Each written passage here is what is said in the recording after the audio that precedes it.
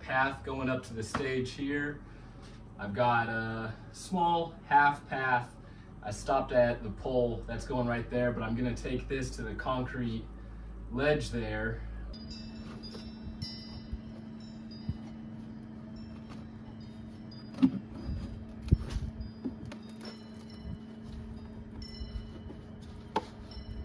I'm gonna throw it right in here. Should fit pretty nice. It's not much, but it's gonna serve the purpose. Right at level, which is perfect. Sturdy enough. I put this here just to make it level. You know, this isn't gonna be permanent at all. We do have a water leak right here. I've got the water shut off, but one more thing I'm gonna need to do is dig out this gravel here, try to see if I could find this leak. So the leak's gotta be underground. So that'll be for another day. Say what you want, but I'm happy with it. It's gonna serve its purpose. When you walk through this place, the dust does not kick up.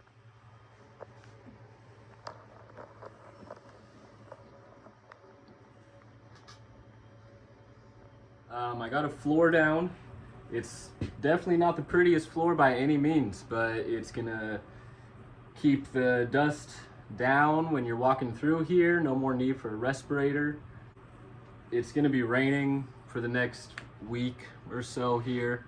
So just walking through here, not tracking mud, dirt, everything, that'll be nice. Having a floor here is just a huge plus.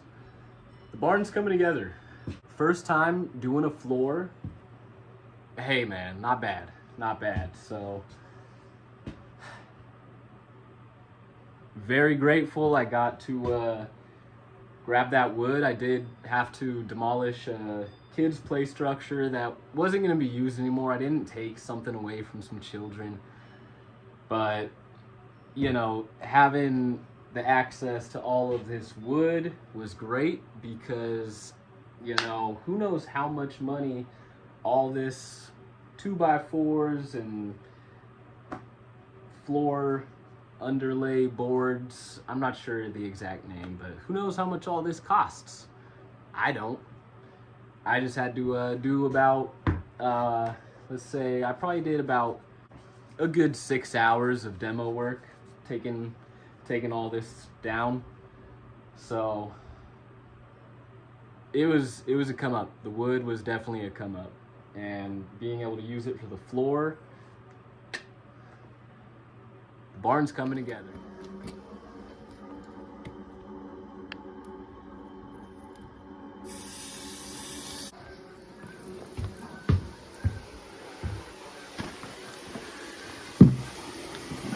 That's a leak.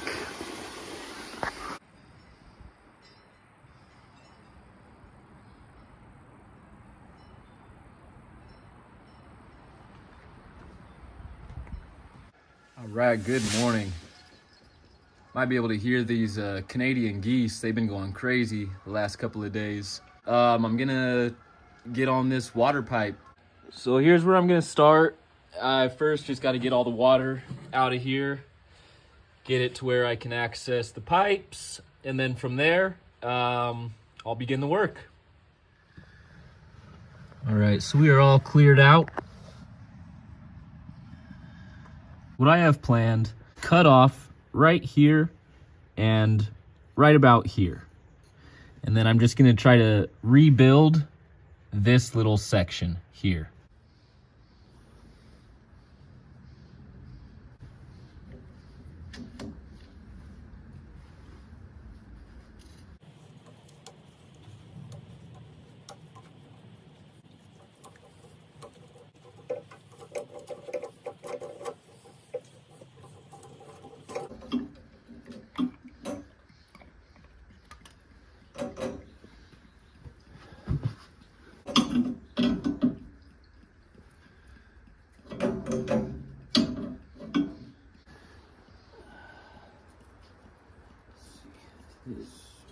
Get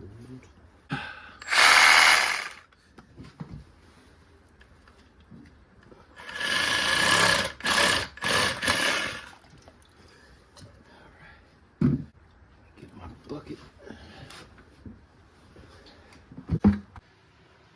So there we have it. Our pieces are disconnected. I tried to clean them up a little bit. That's where our water comes in. And that's where our water will enter the barn. So I just got to make the piece to connect the two. Here's the old piece right here. There we are. Here's the old piece. There's our leak. So I got to rebuild this and attach it back onto there. Every day I've been out here, I've been making runs to either Home Depot or Ace. But it's a beautiful drive, you know, just driving along the trees. I'll take this over a Bay Area commute any day. Bay Bridge, that used to be my daily commute. So going through this now, it's like, yeah, I'll go to the store. That's cool. Step one, I added this guy right here. Plumbers are gonna hate me. I'm using this push-in shark bite connector, but I'm not a plumber. I don't have the crimper, and I'm not trying to use a blowtorch to make a connection. Shark bite it is. So I've got my copper connector right here, and I've got the PVC connector on this side, 1/2 inch to 1 inch right here. So now I'm gonna just piece it together so that this fits on there. You can see the white on the threads of the copper. I threw on a little thread tape. So since my copper pipe has play, I can move it around. I'm gonna start from the PVC side and work it that way. I'm gonna throw I got the coupler right here. So I'm gonna throw glue on this guy. Glue on this guy. We're just gonna make sure that stays on there. Nice. So that's on. Next up is gonna be adding this guy right here. So I'm gonna slip this into the coupler.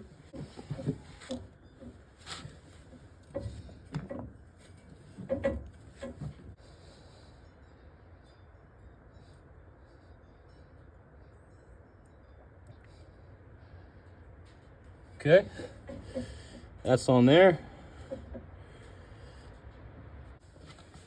Okay, so I made a little bit of a rookie mistake here.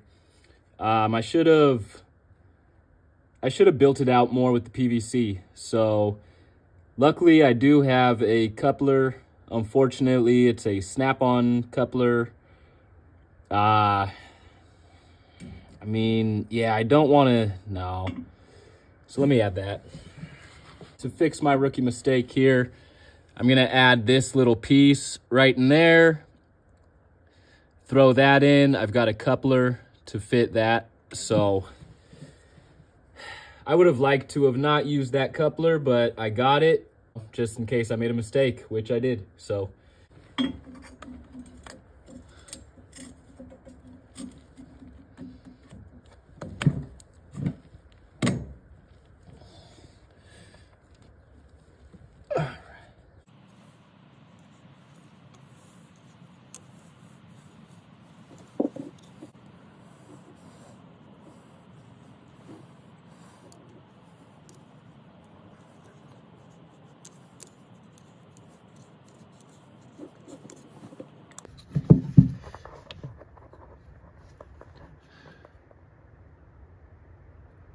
out with the old, in with the new. I'm gonna let this sit for about half an hour. Gonna go make some lunch and check on it in 30 minutes. Turn the water on. See what happens, man. See what happens. So we'll see. All right, it's the moment of truth. I got the area right here. I got the board covering it. So I'm gonna run outside. There's actually a break in the rain, which is great.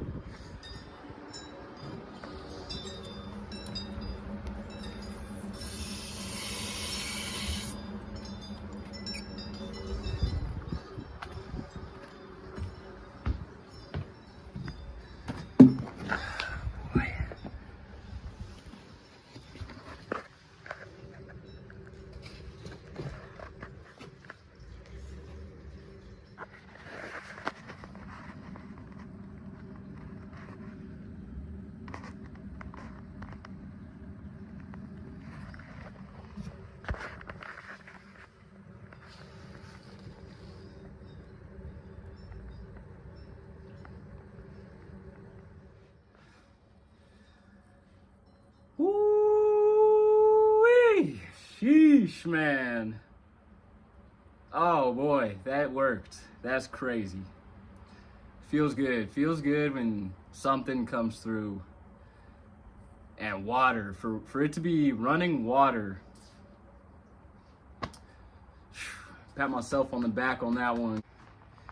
Yesterday I was all down in the dumps about it, but whoo, feels good to have been able to accomplish that. That was a big step. That was a huge step for me, for the barn.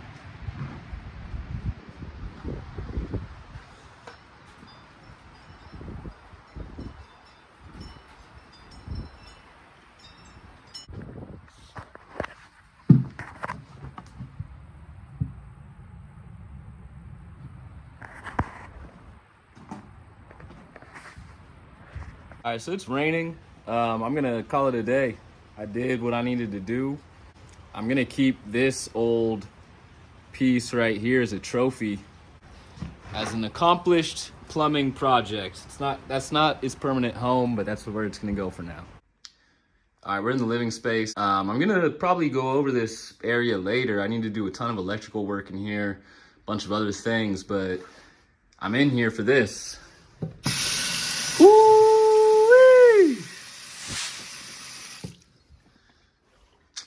Good morning from the barn. So today we're gonna be swapping out this electrical panel. It's been in service. This is the electrical tag, this little white piece of paper right here. It says it's been in service since 1977, about 48 years. So we're gonna retire this old guy right here. Not put him out to the pasture, but I'm gonna hang him up as a souvenir inside of the barn here. So here's the service tag. PG&E, that is California's gas and electrical provider. If you live in California, you got beef with PG&E. But we could see right at the top here, the date, 1/18/77. When I am filming this, it is 2/18/25. So about 48 years, close to 50 years of service. Time for old boy's retirement.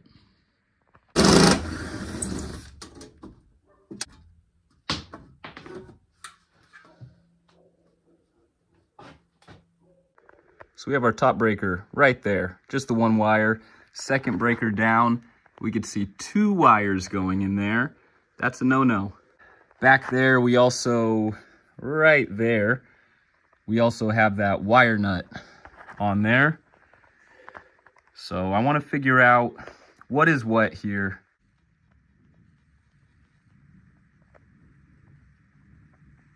Here's another look at our breakers. So on this side, we have the label on. This side, we have the label off. I've got some breakers on, some breakers off. The breakers that are off, those are the oddballs. So these first two, these blue 15s, 15 amps, and you can see that they are powered individually. I could turn them on and off individually. Okay, so now I'm bringing us into the living space, into the bedroom of the living space, and I'm at this wall heater that's kind of down low. So this wall heater was a 240 volt heater. The tag is from 1983. This thing was powered by individual 15 amp breakers. It's not good. Long story short here is I'm going to eliminate it because whoever wired it is a homicidal maniac. I'm sure they weren't, but you know, there's sprinklers in there, so they weren't. It's a joke. But okay, next one down the line is going to be this 20 right here. So that 20 amp breaker that I was pointing at, it was a little tricky. So I had to kind of start thinking like an old 70s, 80s house. And I seen this, I got the cover plate off, but this is a thermostat here. And then I've got my voltage tester. So let me just turn this voltage tester on. You see how we got power? It's beeping, and now it's off. I turn the dial on the thermostat. Back on, off, off. So it's a thermostat powered outlet, you know. So that one outlet in the thermostat, that has its own 20 amp circuit. and it's in a really weird spot. So I'm gonna figure out what I want to do with that. I don't want to eliminate it necessarily. I also just don't want one outlet. I'm not gonna use that thermostat, so I don't want that one outlet to have its own 20 amp circuit. So I'm gonna figure out what I'm gonna do with that one. Okay, so I've got all these breakers labeled. I basically know what is what for the most part. But you know what? Hopefully I'll have some good ideas, and I think it's gonna go good. It's a small little panel. Let's go. Okay, so now we're in the darkness. We got these dead. And then just to make everybody happy, I got my meter here. These two on our black and red right there. So we're good. We can start working on this thing. It's dead, it's safe. So let's go. 11 a.m. I'm gonna go plug in this extension cord so I can get some light going. Okay, so I got lights going, getting power from the outside, and we're dead on the inside. Okay, so we're ready to get started. First thing I'm gonna do, take out the main incoming wires.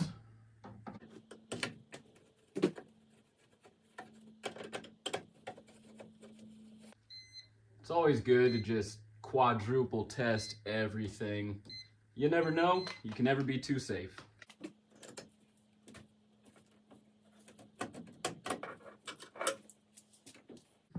I'm gonna cut off these old connections. I'm gonna strip them back, make new clean connections.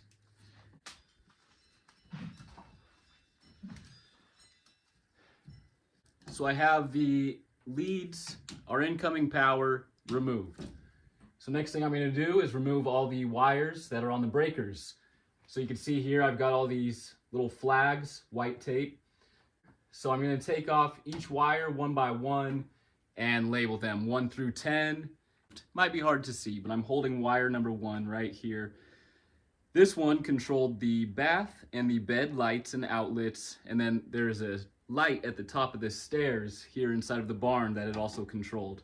So this is gonna be circuit 1. So what I'm gonna do, wrap this tape around it like that. Just make a little flag, and we're gonna label that 1 right there.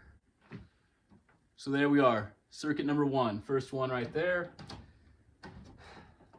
And it is connected on a wire nut, so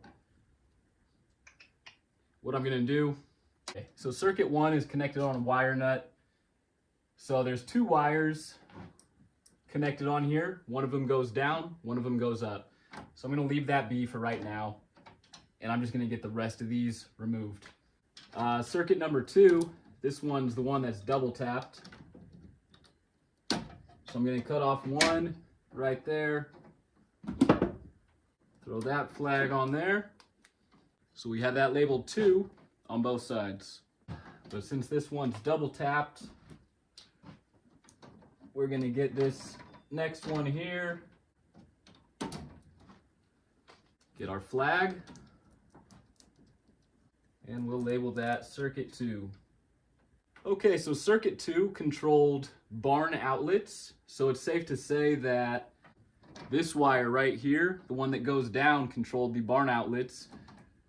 And it's a safe bet to say that this one that goes up controlled an outlet that's up top. So circuits 3 and 4 controlled that bedroom heater. We're gonna be getting rid of that thing. So for now, I'm gonna cut off both of them here. And I will label them 3 and 4, just so I know what these wires are. Wires 3 and 4, circuits 3 and 4. This was for that bedroom heater. Most likely, I'm just gonna eliminate these wires. So I'm gonna bring them into the new panel, but I won't connect them to anything. Circuit 5, this is our living plugs, living room lights. Circuit number 6, this was that thermostat that controlled the outlet. I want to keep that outlet energized, so there may be some wiring I could do inside the barn. That's going to be something I look into. Circuit 6. Okay, so right here, we have these two black wires.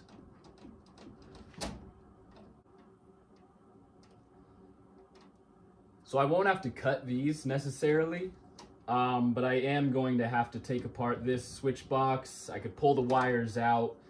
I just don't want to cut and splice them in a new panel. I'd rather keep it clean, have no wire nuts in a new panel. So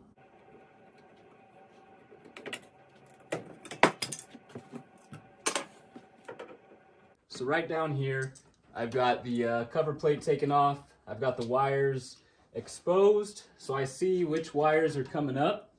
So I'm just gonna cut them right at the switch here. And I'm gonna pull them all the way up. And then I've got these two switches right here. So just so I remember which wire is which, I'm gonna leave this one on the left side. I'm gonna leave this one on the right side.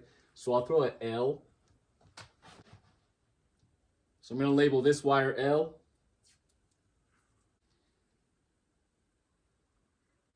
And I've got the line below so that I don't confuse it for a 7.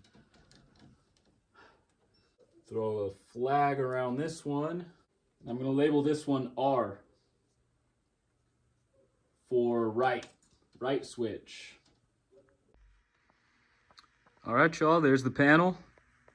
I've got the wires kind of separated from where they're coming in here. Everything's been removed. One thing I'm gonna do is rewire the barn outlets right here. I'm just gonna rewire it. I just don't like these wires. And as you can see, each one of these connectors coming in has these lock rings on it. Same deal up top. So I just gotta go through, knock off each one of those lock rings, and then I'll be able to remove these screws. Oh goodness. It looks, so it looks like they just have it connected with this one screw here. So I'll just be able to disconnect the screw. And then once I get it disconnected from these lock rings, I should be able to wrestle it out. So I've got my beater screwdriver here, flathead. It's meant for the job.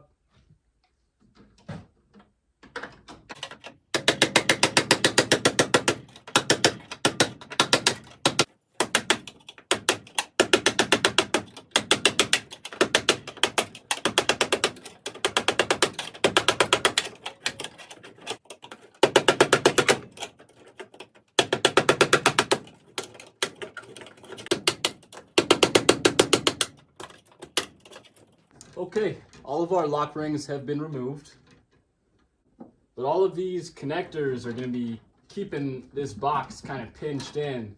So I'll see if I'll be able to wiggle it out. There we go. These guys are out of there. Then these guys are also out of there. And then from there, I'll be able to lift up. I'm just going to pull these guys.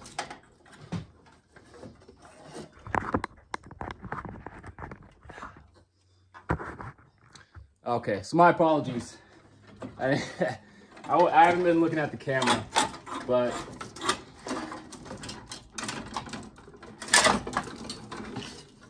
panel's out of there. The panel has been removed.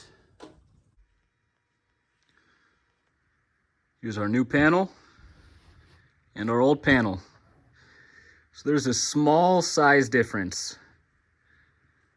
So I may need to adjust the pipes a bit to get it to fit properly. And then down here, you can see these holes have been knocked out. So I'll need to match that on this side. And then same thing, these 3 holes here, I'll need to match that.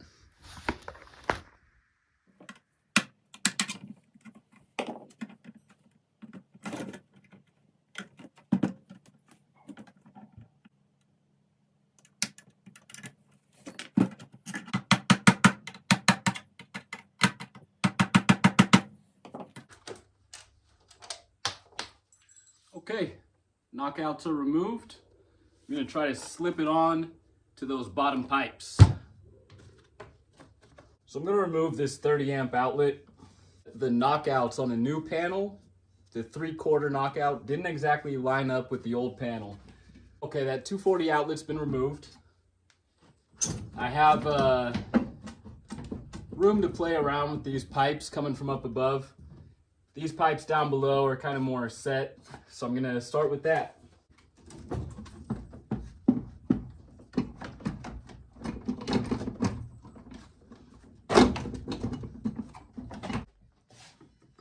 Okay, so I'm also going to be adjusting this switch box here.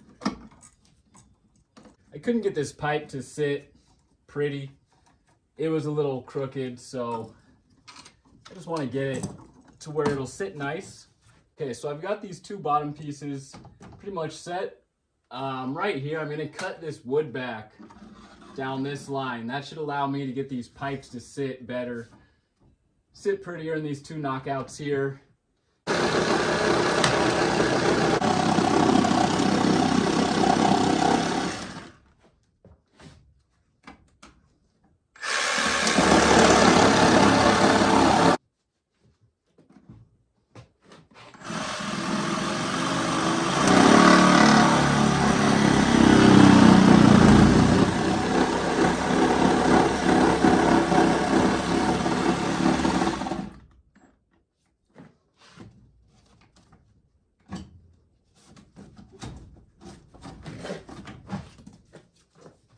Alright, so there's our piece that is cut out. Losing my hat. Always good practice to cut above a new panel. Get it nice and dirty. You know what, I think I'm going to cut a little more.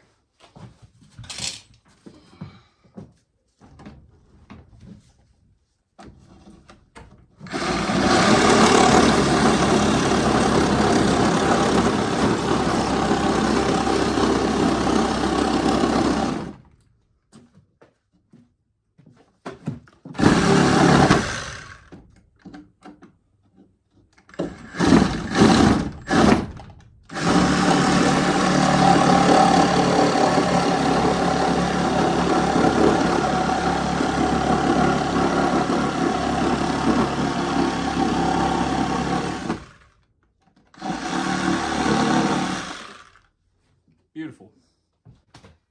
All right, so the panel is set. I have all the pipes securely in there. All my boxes are mounted. I'm making my connections here from our main incoming wires. And one thing that's so kind of going back to the whole homicidal maniac thing. The way they had wired this in, they had their primary wire as the red wire, their secondary wire as the black wire. They had it backwards. Primary should be black, secondary should be red. So I checked the main panel, how it's wired, and it's actually a different set of wires at that breaker. It's a aluminum wire. These are copper. When I turn this breaker on, I'm hoping that it doesn't arc.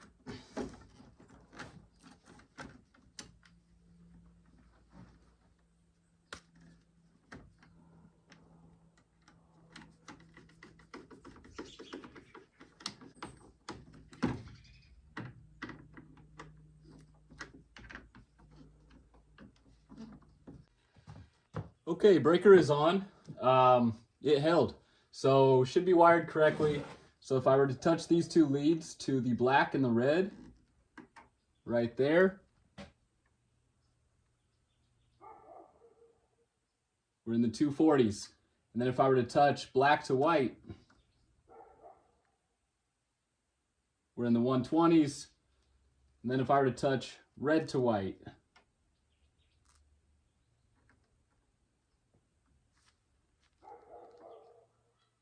right there also in the 120s. So we're wired correctly, but panel swap out, so far so good. Okay, so there we have it. New panel is in there. It's wired in. A lot of these wires were too short. They cut them real short in that old panel, so I did minimal splicing in here. I only did one splice on a ground wire. The rest of the wires, they reached, but you know, I like to leave a little bit of slack. It is what it is. I just got to get this last outlet wired in here. Other than that, panel swapped. So there we have it. There's our new panel.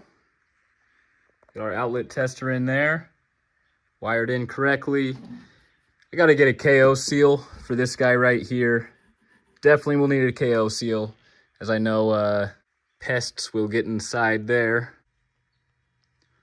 All right, I got the label on there for our breakers. All right, that'll about do it. All sealed up, closed up. We'd use electrical in here in the barn, knowing that there is a new updated panel. Well, that was a successful panel swap out. Nothing too crazy happened. No fireworks, no explosions, no electrical arcs. Maybe it would have made for a more exciting video, so my apologies there. But I am going to be keeping the old panel here.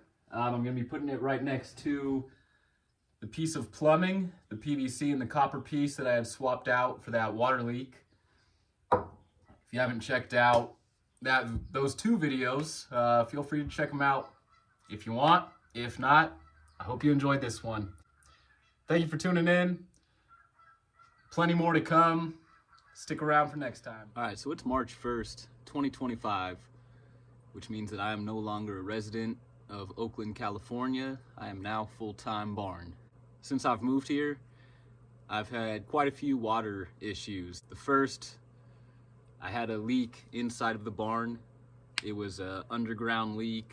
I had to replace a PVC and a copper section of pipes. That'll be a leak.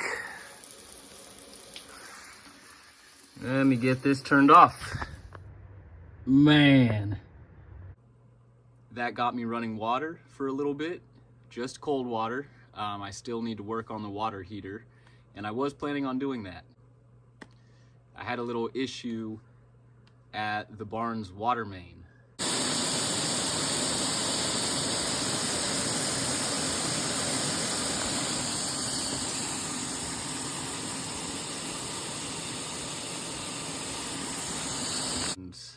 It broke, needed to be fixed. So more water issues, more plumbing problems. So that's what I'll be doing today. So here is where the leak happened. This middle pipe right here. So it looked like this coupler right here. I really don't see any glue around this guy right here. So this is where the leak was. We could still see water coming out of there. So what I'm planning on doing here, cut this right at the coupler right here. I'm also going to cut it right at the bottom of this coupler here. Just remove this guy since that's the problem. And I shouldn't need much as far as tools go. So I do have my Sawzall, PVC glue,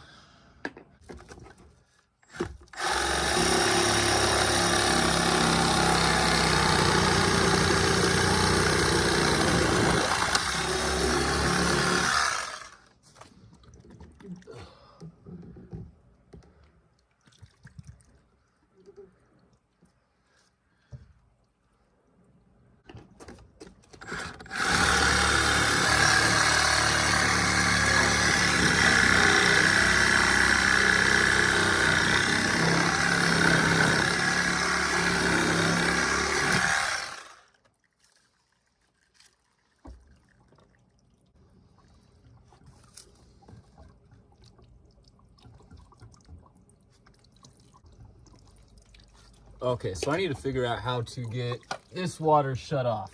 So right here, I've got this water shut off, and then there's also another shut off right here, which I've turned off. Well, as it turns out, I did have this one shut off, but this one was still open. So I got it shut off now. Leak has stopped. I'm gonna cut this piece down a little bit more, just so it makes it a little easier for me to slip on that new piece of pipe.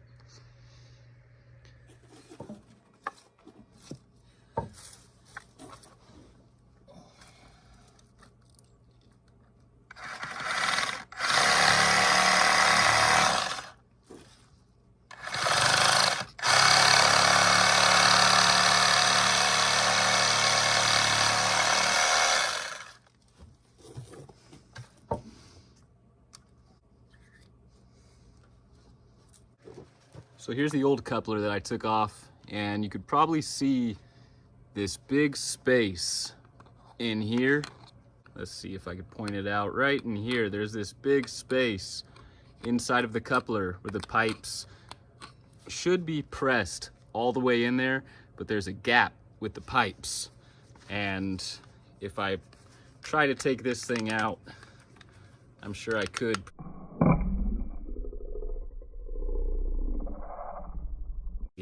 Pops right out of there. So it wasn't glued in there very well,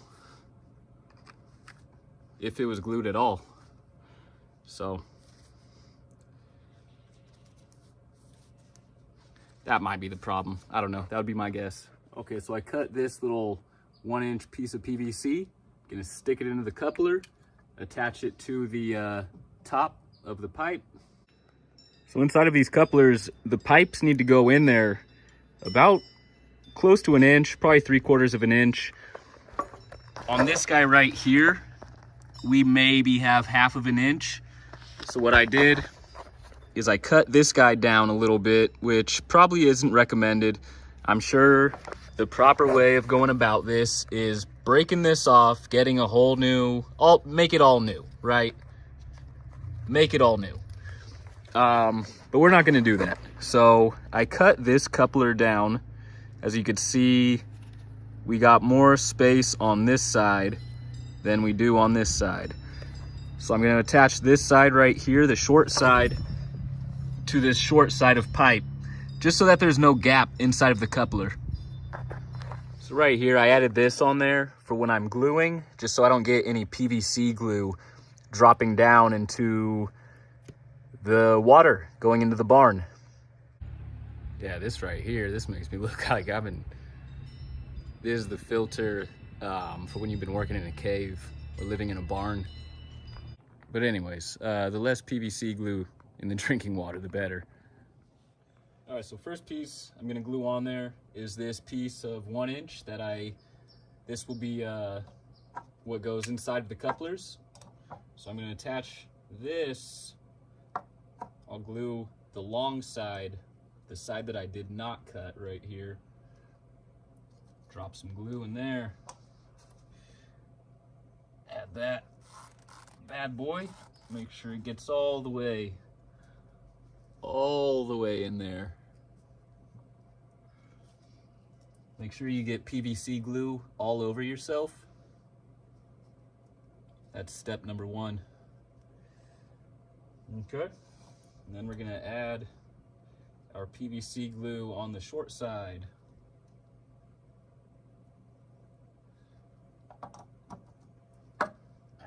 And we're gonna make sure that's all the way on there. Okay. Beautiful. All right, I got the top coupler on there. Gonna get this bottom one thrown on. And it is getting hot out here, which is crazy because they say it's gonna rain tomorrow. The weather out here, it's very unpredictable. So, yeah.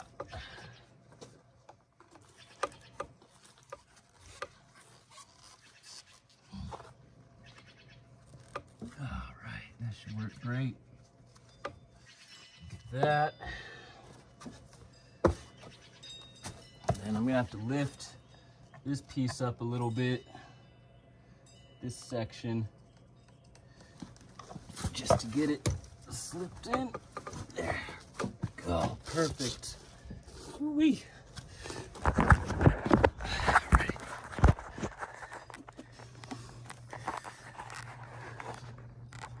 All right, so there's the piece. Looking nice and straight. All right, so the pipe is set. Yeah, I got the sun right behind me right now. All right, pretty easy to spot the pipe that I have worked on. It's the one that is covered with PVC glue. So I'm gonna let that PVC glue dry. And in the meantime, maybe I should go mess around with that water heater. All right, so I wanted to be eager and try to tackle this water heater while I wait for the PVC glue to dry. But I kind of forgot. I've got this huge mess of all of my stuff. Well, a lot of my stuff from Oakland that I got to sort through, organize. The water heater is back there. So I don't want to, I gotta take care of all this mess first. Yeah, so moving sucks. I'm still in the process of moving. So step by step, I guess. I'll get this water taken care of. Barn filter. I'll get this water taken care of, and then I guess I'll just start piecing all my things, getting some organization into my life, because I've been adapting very well to like dirty barn life. I need to shave. I kind of have a little scent to me right now, so I think I just need to get it together. Once I figure out this water situation, I think I just need to get it together. It has been a little over half an hour. It is hot as hell out here. So I'm gonna turn this water on, and if I get sprayed, might feel nice, but I'd rather not get sprayed. So here goes nothing.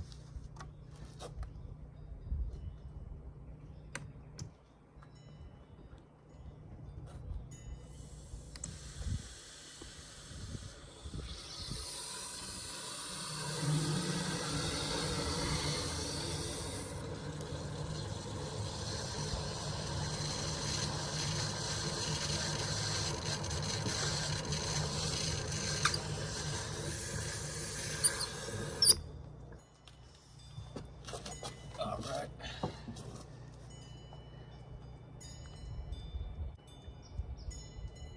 So I still haven't turned on the barn's water, but I do have the main water on. Just taking it real slow here. I don't see any leaks. Here we go.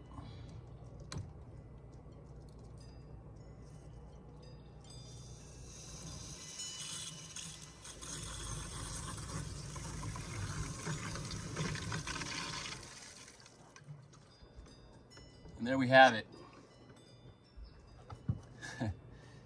Once again, an electrician solves a plumbing problem. All right, I got water back on. I could hear water running to the toilet.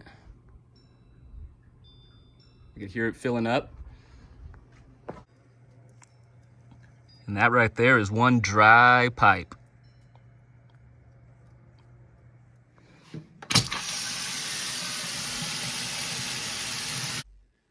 All right, so the water problem has been solved for now.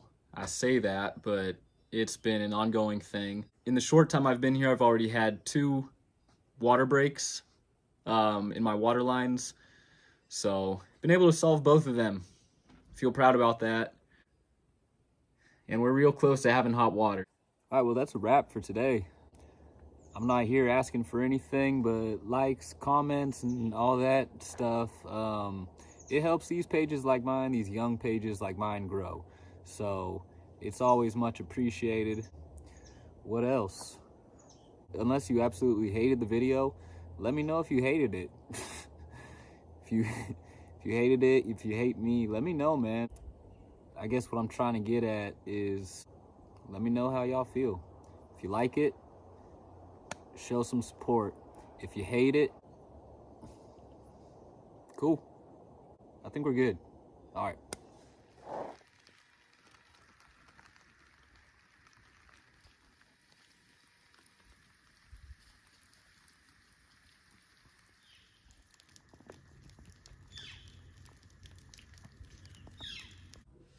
Today is a big day for me, and I've been waiting for this day basically since day one. I've just had a few hiccups to get to this point.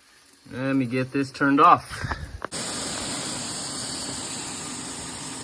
And I'm talking about the water heater. So we're gonna drain this bad boy. That'll be step 1. Here's our water heater. It's an electric water heater. There's our power source right there, the red and the black wires. I'll be attaching a garden hose to this guy, and that's what's gonna drain it.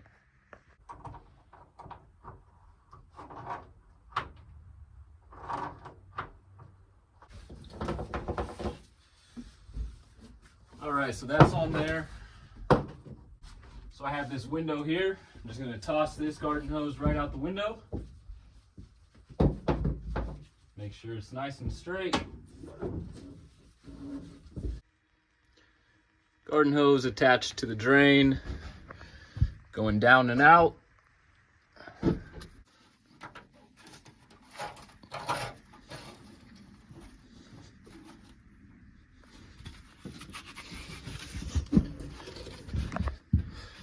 All right, so our drain's open. Gonna go down there, see how we're looking.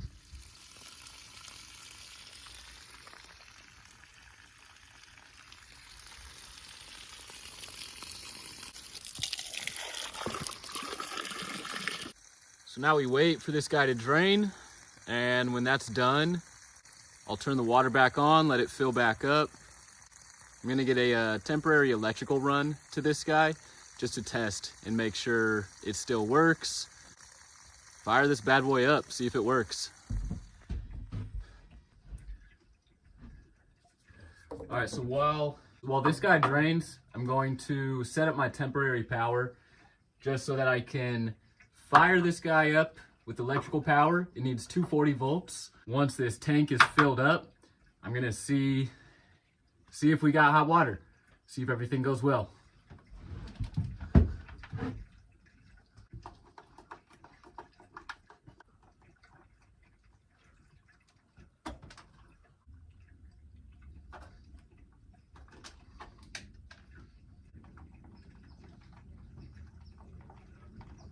Right, so we're on there. Wire nuts are nice and tight. Then we're gonna go down to the panel.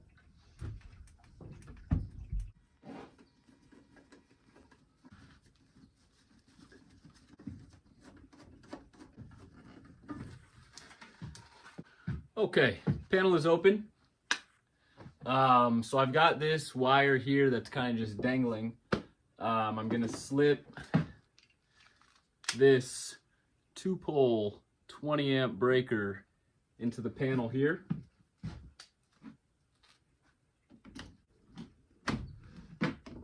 That guy's in there. So I stripped these guys back a little bit just to give it some more length. Black, white, and green, primary hot, secondary hot, ground wire. Panel cover back on. Right here, this is gonna be our water heater. I'm leaving it off. I'm gonna go check the progress at the drain. So I got my temp power ran. I'm connected at the water heater, back to the panel. Still waiting for the water heater to drain. 30-gallon tank, so.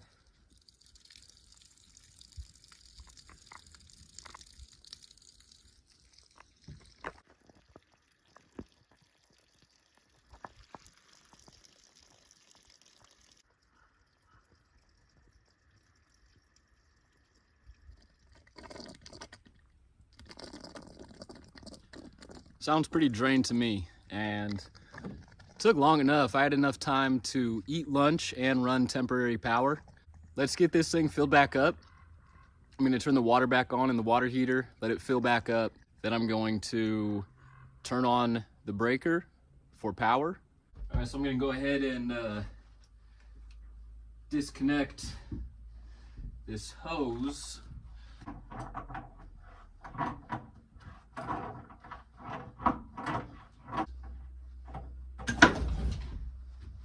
Sorry, girl. Sorry, baby. Okay. So that thing is shut off. I'm going to turn water back on. Let this thing fill back up. So here's our cold water intake right here. So we're going to open this back up.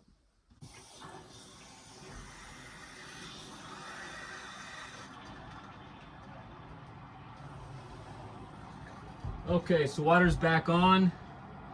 We hear it filling up. And I'm gonna give it time to fill up.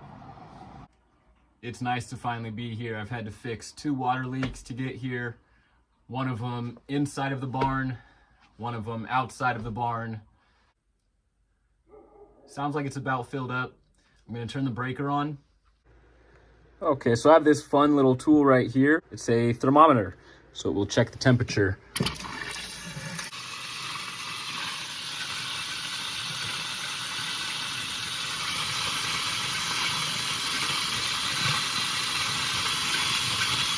So the cold water is coming in at about 45 degrees. I'm gonna see if I can get this hot water going. All right, so here's our breaker for the water heater. Let's go ahead and throw this on. All right, we are energized there. So I've got my voltage tester here.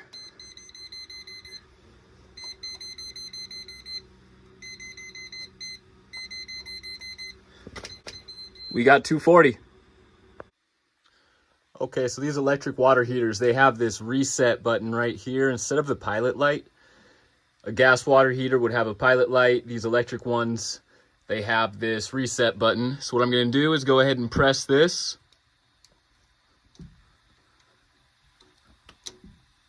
Sounds like this guy's heating up. Electric water heaters, I guess they could take about 2 hours to fully heat up. It's about 240, around 430. I'll test out the water. I could keep myself busy. So I've got some things to do. I've got some time to kill. So I'm gonna go do that, take care of all that.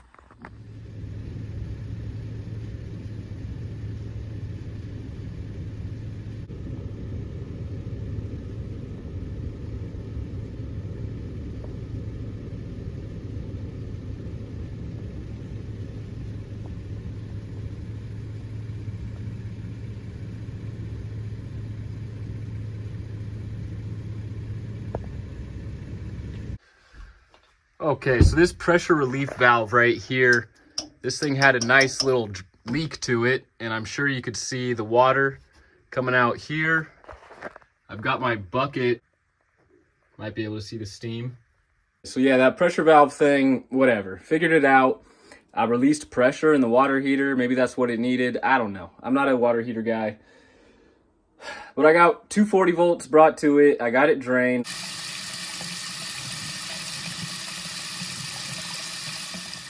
We got hot water in the barn, baby. Woo-wee. But I'm gonna have to figure out the shower. Oh, okay, so here's the shower. Very dirty floor, I gotta clean that. Light fixture, I'm gonna install that thing right there because this little ugly ceramic light fixture is just hanging by the wires. So here's the shower floor, pretty dirty. So I'm gonna see how clean I can get this. And here we go after a little cleanup.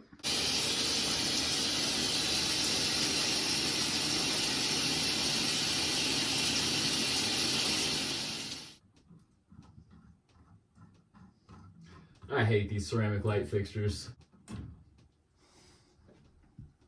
Straight to the trash.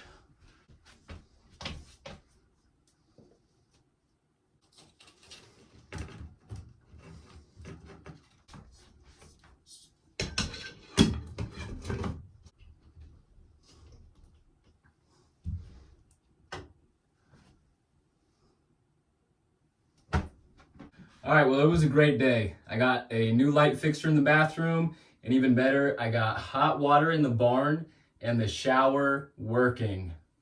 Man, the bathroom is a full bath now. We got a toilet seat, we got a new light fixture, we got a working shower, we got hot water. So, man, whoo-wee.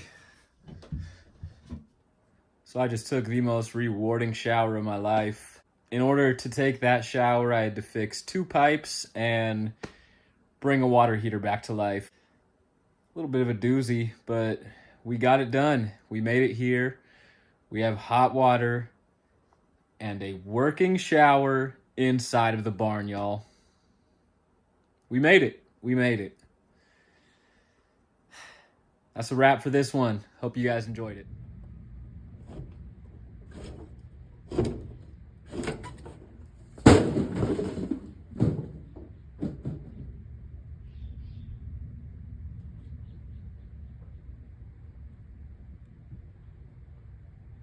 Hey, what's going on, guys? Welcome back to the barn. Let me take you inside because it is hot. I'll show you the project I got going on. Have an old sink here, just to give you a hint. Let me show you what I got.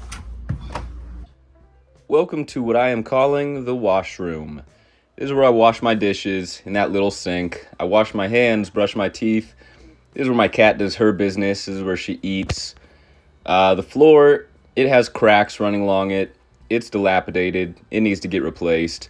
The sink as well. The sink also, it's just a small old sink. So I did just that. I demoed it out, and I will explain the process further.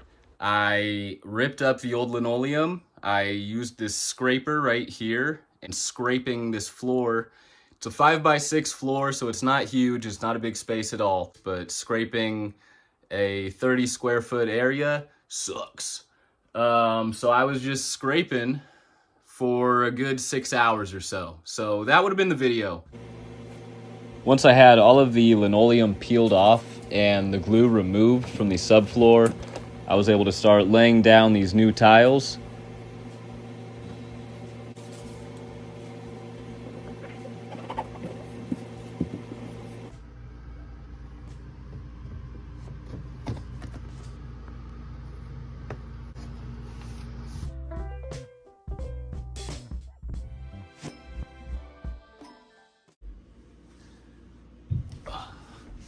Okay guys, new floor laid down. It was a pain in the butt peeling up that old linoleum and then scraping off all the glue that was on the subfloor. So now comes the fun part. We're gonna throw in this new sink, the new sink right here.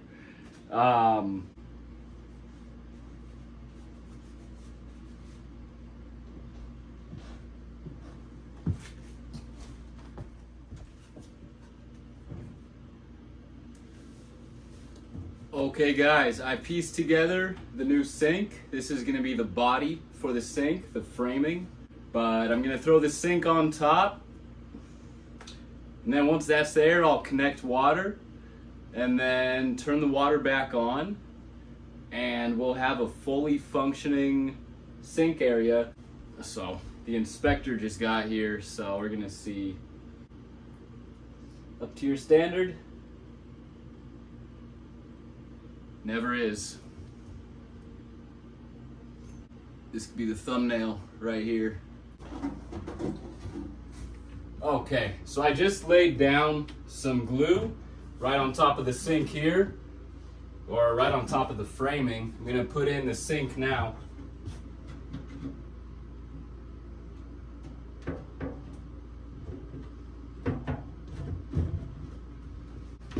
And that is the new sink.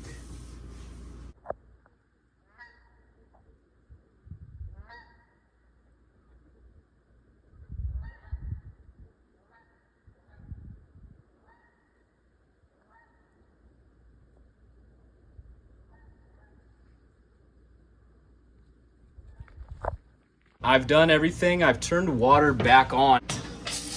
Holy snap, crackle and pop. Do we got any leaks down here? I don't see any leaks. All right, we got water flowing here, and most impressively, we got cold water where it's supposed to be, and then we can switch over to hot water. It gets hot, so it's nice. I got the hot and the cold water correct. So I took the new floor underneath the old rug a little bit just to give it that clean look. So I had to peel off that gold trim that was along the rug and the floor. When I did that, I knew I was going to destroy it, so I went and bought a new trim piece. So this is just the process of removing that. It got a little dusty, and then I was about to start laying down the new wood trim.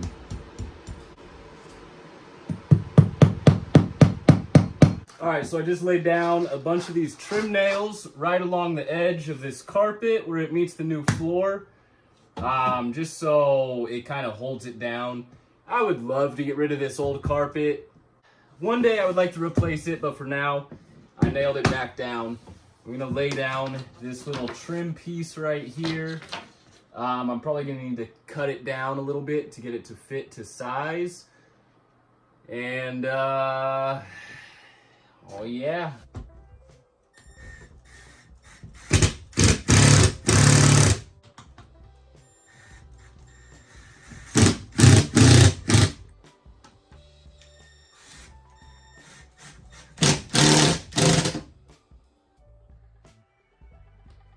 So there's our new trim running along the carpet and the new floor.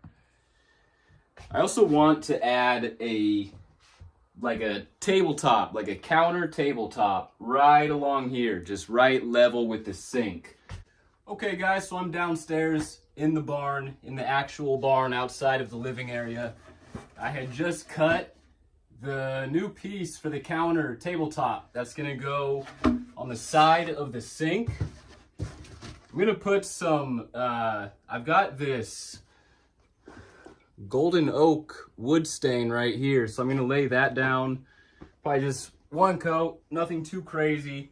So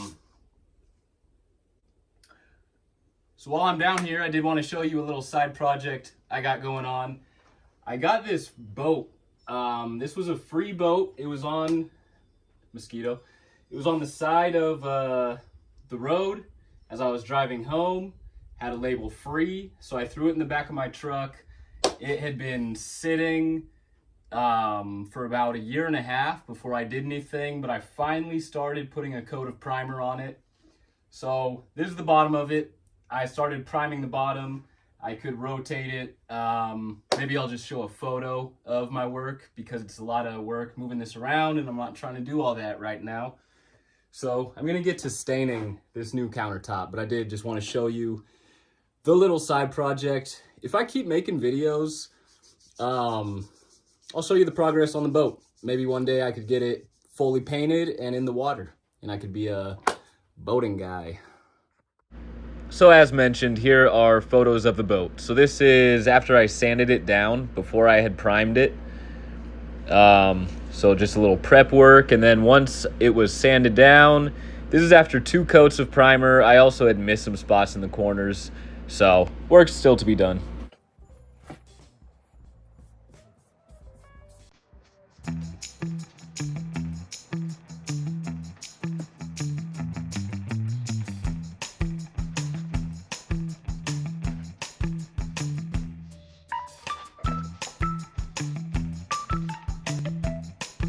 Okay, I think that's good.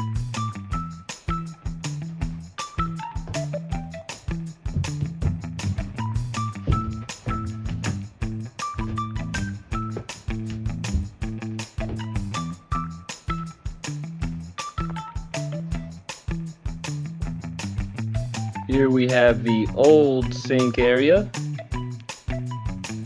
Take a look at the new sink area. Here we have the old dilapidated floor, demo stage, and the brand new floor. Okay guys, so we got a new floor laid down. We got a new sink. We got a new countertop, tabletop laid down. Let me know what you guys think of the washroom upgrade.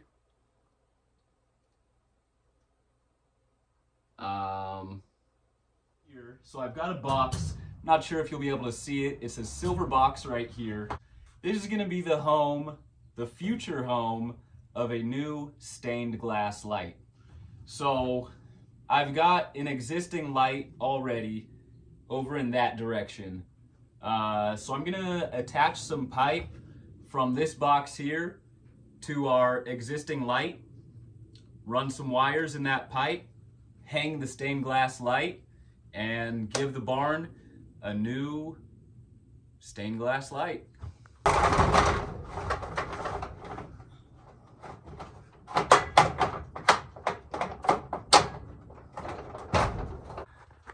To bring this pipe to the future light location, I'm gonna knock out this knockout right here and kind of just follow the same shape of this pipe, except I'm gonna go right above it. As you can see, this pipe, they bent it and they're running it kind of right along the bottom of this beam. So I'm just gonna try to match the bend and kind of just go right above it, right there with my new pipe.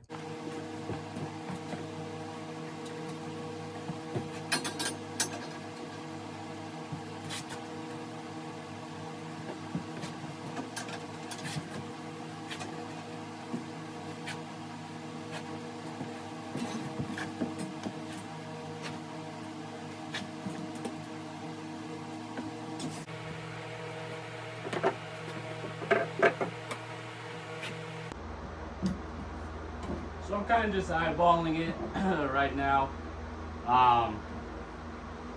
And I'm looking at the camera. It looks pretty straight. That looks like a decent 90 right there. So I'm gonna call that good. So here's my total pipe with the bend. Very pretty. So I'm gonna put this up to the box, see if it's good. If it's good, I'll add a connector on this end and I'll add some straps to it just to hold it in place.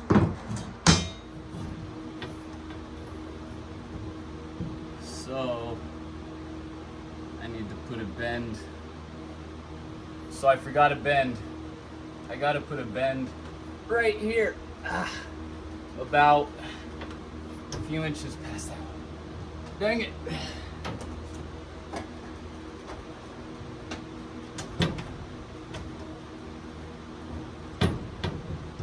Okay, fun stuff. Let me add one more bend.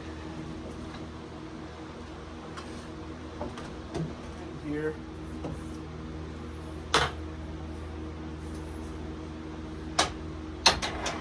There we go. So here's my new bend. So I'm hoping that this can get it from the side of the rafter down to the bottom of the rafter. So I got the knockout in the hole.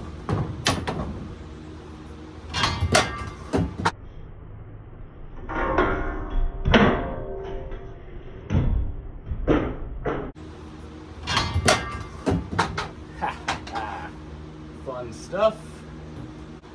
Okay, let me hold that. Let me not move a muscle.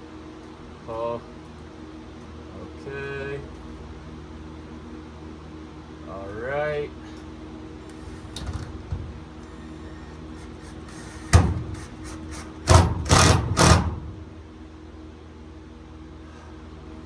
Whew. All right, we're in there. So here's a look at our first 10-foot stick of EMT. Right there, we've got our offset. We run down about 6 feet. We hit a 90. We hit a little kick right there to get it to run underneath the rafters, and then it ends right there. So I'm gonna attach pipe number 2 and we'll run it to that box right there. Okay, so from our box to the end of the pipe right here, it puts us at 43 inches. 43 inches.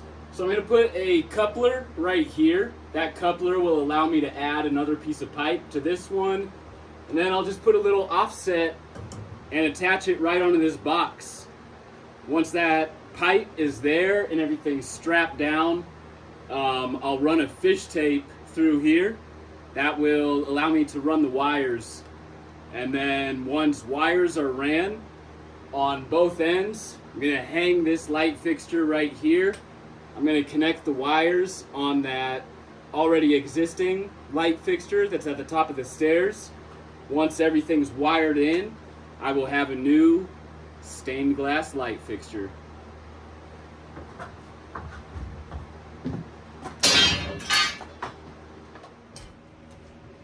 So while I'm talking about it, here's the stained glass fixture that I will be hanging. This is a thrift store find. This was not a part of the barn. So this is me splurging for aesthetics right here, but classy. All right, so here's my piece, about 43 inches. I I got my connector on this side right here. I got my coupler on this side right here. So I'm just gonna try to slip these on and... Okay, so I'm gonna make a change here. As you can see, the pipe, it runs and it hits the box here. But look at how the rafter is that runs parallel with it. So I want my 90 to be more along this side right here. So what I did is, okay, so I've got my offset right here. As you can see, it's disconnected from the box. So I'm gonna take about an inch or so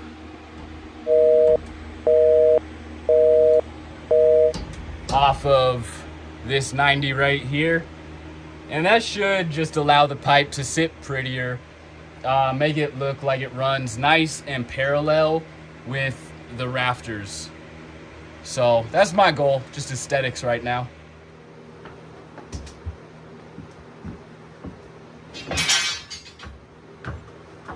All right, the pipe has been shortened up. I like how it runs along the top rafter. It runs a lot more parallel. So now I'm just gonna get this puppy strapped up.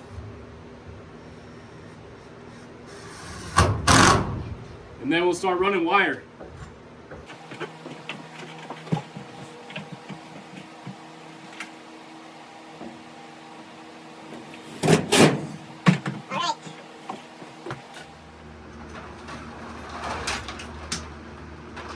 All right, guys, let me know when you see the wires coming out of that box right there.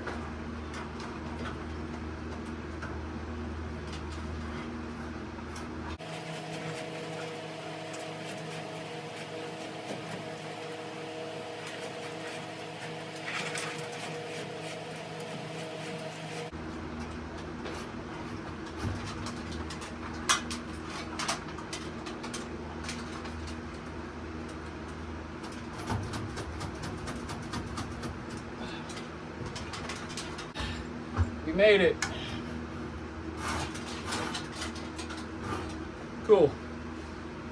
So our wires are ran. I ran 2 sets of wires. One of the sets is going to be for the light. The other set I'm going to do for future in case I want to add any lighting, which I know I will. Our light's back on.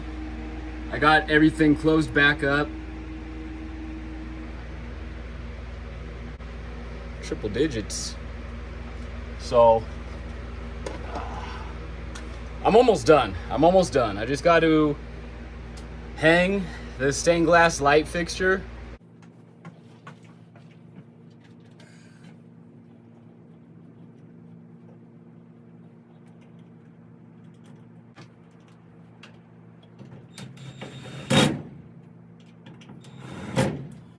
All right. Pressure situation is over. Let go of the fixture. All right, and now we can just get this guy wired in.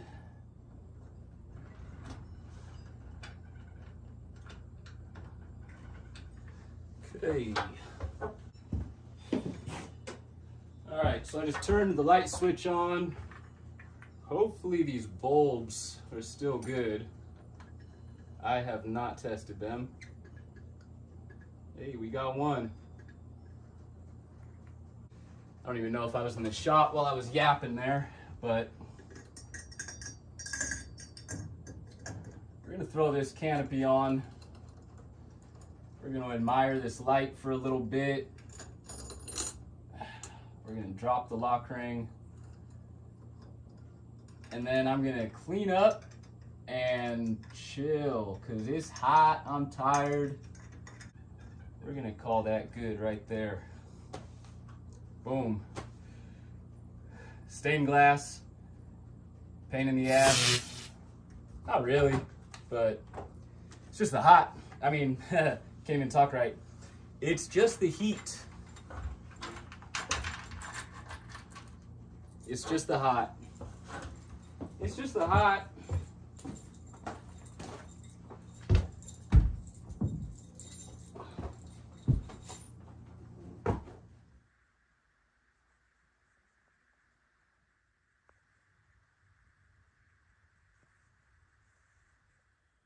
Okay, my friends, there she is in all her glory.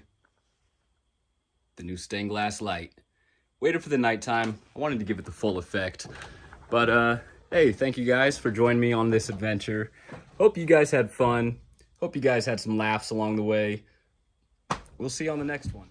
All right, guys, behind me here is my brand new countertop. I'm calling this my kitchen cooktop food prep area. So join me today and you will see how I went from this to this. So right now my kitchen setup, countertop height, we are below 30 inches.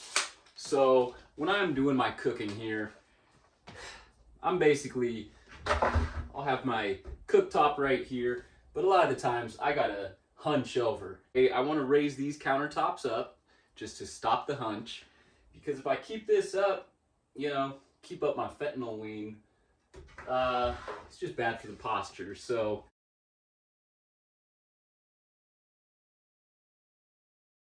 all right, so we're all clear here. I also began to write up a rough up of plans, but I think we're just gonna toss those and we're gonna wing it. We're gonna shoot it from the hip and see how it goes. So here is an outline of what our new counter space will look like. I marked it out with blue tape and I found the first curveball of the day. So this will be the counter height, and you can see it runs straight. It's going underneath the outlets. We hit this curve and then whomp, we hit this outlet right here. So I could bump this outlet up. There's a window right here, so it might be framed where I can't bump it up. So I think what I'm gonna do, rather than messing with any electrical today, I think I'm just gonna notch around this outlet. This area right here, I'm gonna have it be the cooking space. Since the window is right above it, get some nice ventilation, so I think I'm just gonna notch around this one right here, not mess with the electrical. So you may notice it's a little darker. There's actually a power outage going on right now, so I'm gonna see how far I can get here, how long this power outage lasts, because I gotta charge my tools. So right here I have this wood trim that runs right along the floor, so I'm gonna need to take that out.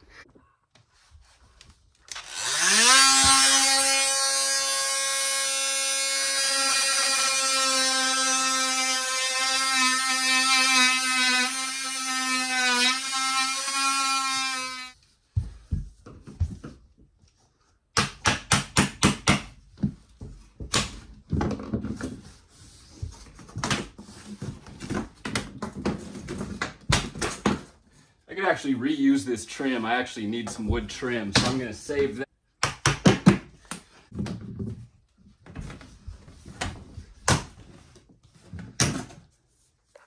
Okay, our trim is removed. We have a nice clean 90 from floor to wall.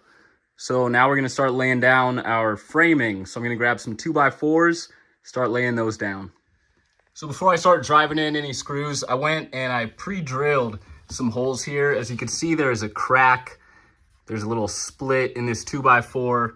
So just so this thing doesn't crack, I pre-drilled some holes, and that's where I will run my screws. The pre-drilled holes will prevent the 2x4 from splitting. Okay, folks, so I got my framing down for the bottom of my new counter space. As far as my batteries go, the power is still out. I have lost all of my 12-volt batteries. I've got some 18-volt batteries as well. As you can see, these are Milwaukee knockoffs. I am an advocate of knockoff tools, especially knockoff batteries. They work just as good as Milwaukee batteries. You could find them on Amazon for like a third of the price. If you're in the trades, I'd recommend it. Swallow your pride, get some knockoff batteries. Okay, so right here, I've got 11 6-inch blocks. So I'm gonna start building up a platform. I'm gonna start setting these down like so, but just accordingly along my base right there. Oh, the power's back on. I could charge my tools. Yes! Because my tools have been dead. So I was like, dang, bro, I don't know what I'm about to do. So, yes, the power's back on. Oh, that's nice. So, baby boy, I'm gonna keep on going right here, and just, you know, do something like this, but I'm gonna put these more according. I'm kind of just doing a little show and tell right now. And then I'm gonna put a piece of plywood right here, right on top. And then that will be the bottom of my cabinet storage. Power's back on, so I get to charge my tools. I'm really excited about that. And behind me here, this is my wood stash.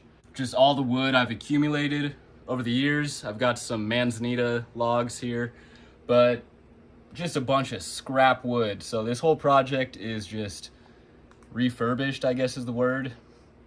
Reused.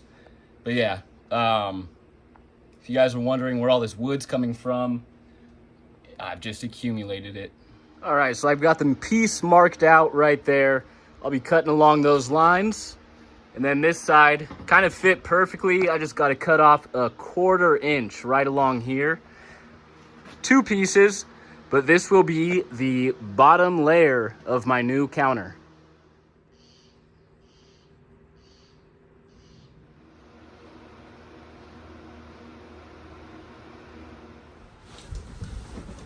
All right, so I got the platform laid down. This thing is pretty sturdy. 3/4 inch. I don't think anything is going to be able to bust through here. So one thing I'm going to do is add a little wall right here, just so that this crawl space down here isn't too accessible. I know my cat would really like it, but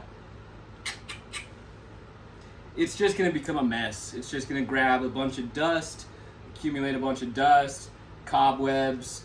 So I'm going to close it up. I'm going to seal it up. My cat is going to not like that decision, but you know what? She's got a whole world outside to explore. She doesn't need to explore underneath the kitchen counters. So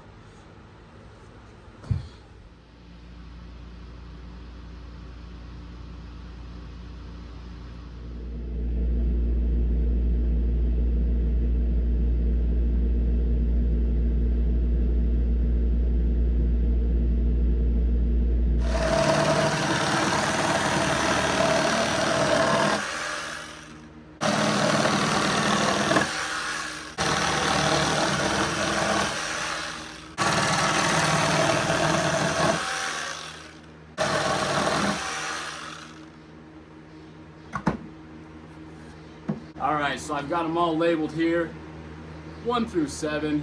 So I've got them all measured out according to my calculations that I've got here. And this is supposed to get that countertop to be level. The inside of the barn, the inside of the barn's living space, it's not very level. You know, I don't complain about it, but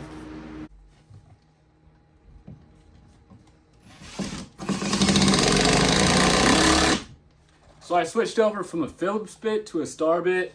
My Phillips was just not doing the trick. This star bit, I mean, it's like hot butter. That's nice.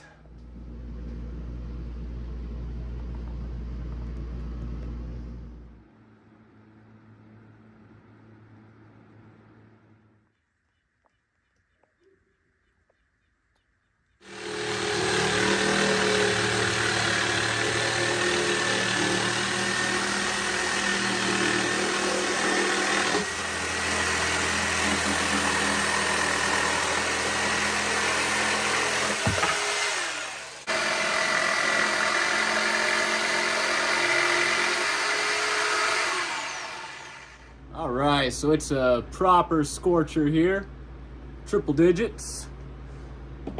So what I'm doing right now is I am joining together my 2 pieces of ply to make the countertop. So I'm going to add this blocking. I've got one already set, so I'm going to add a blocking on this other side here, run some screws, and that'll just make this one sturdy countertop.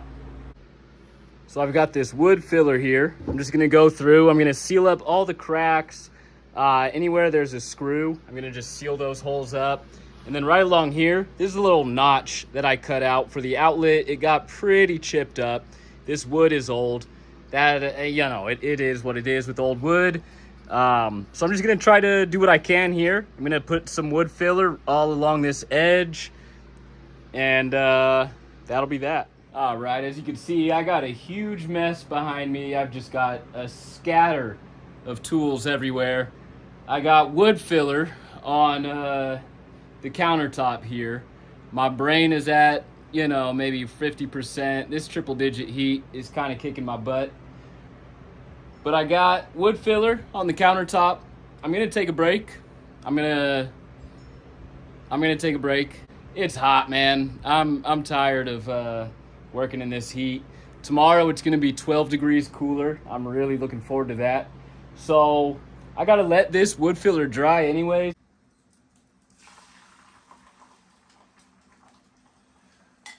Hey, good morning, guys.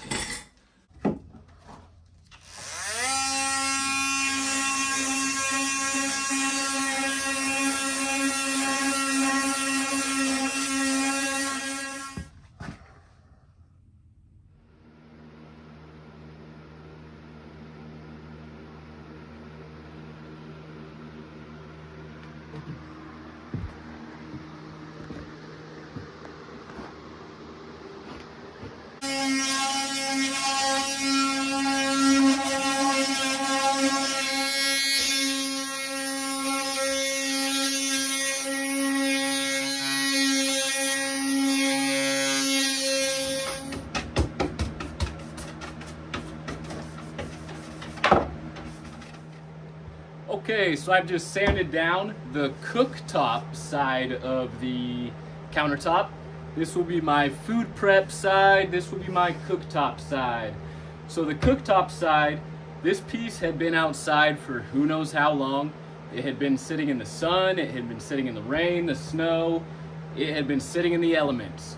So we brought back this piece of ply.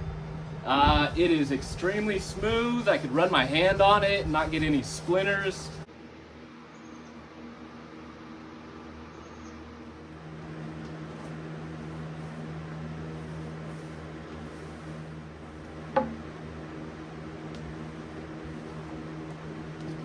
Cool.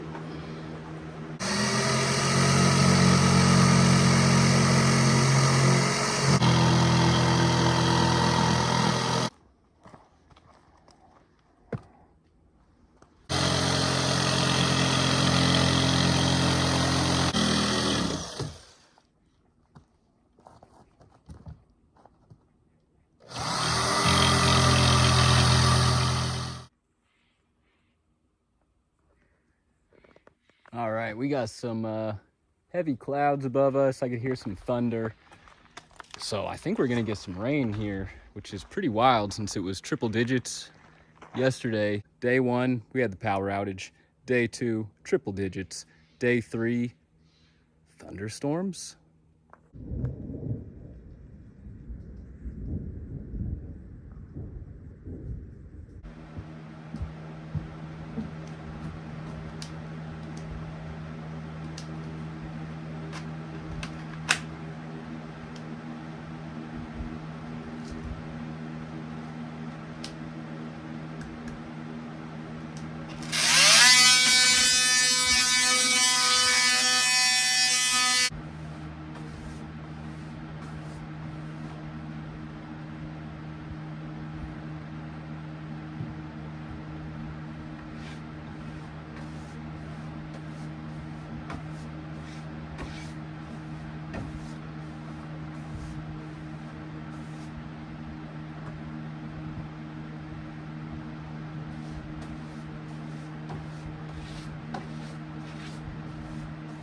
All right, my friends, I just hit it with a second coat of wood finish. I'm gonna wait for this thing to dry. Taking a little break. A little kitty break. Walk in the woods with my cat.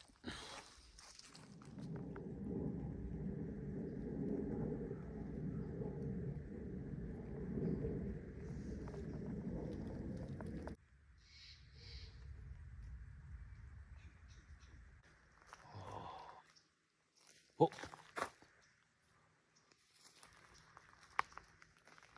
Wow.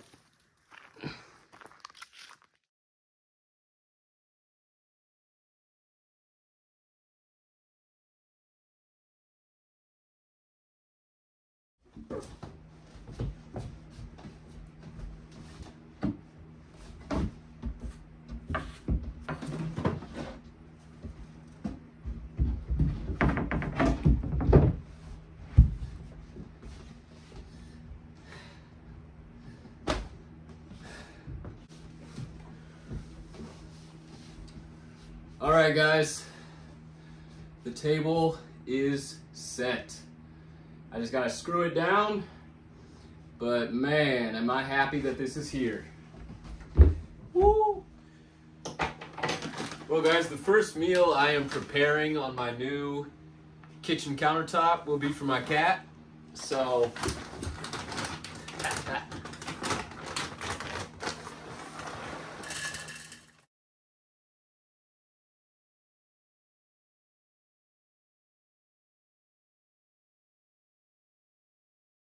I've told people about this problem. They're like, oh, you need to get a BB gun.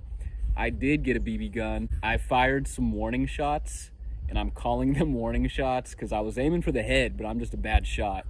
Just a little recap on the last squirrel video. So I am back at squirrel proofing here. I had sealed it all up, and there was a squirrel that was very adamantly trying to get back in there.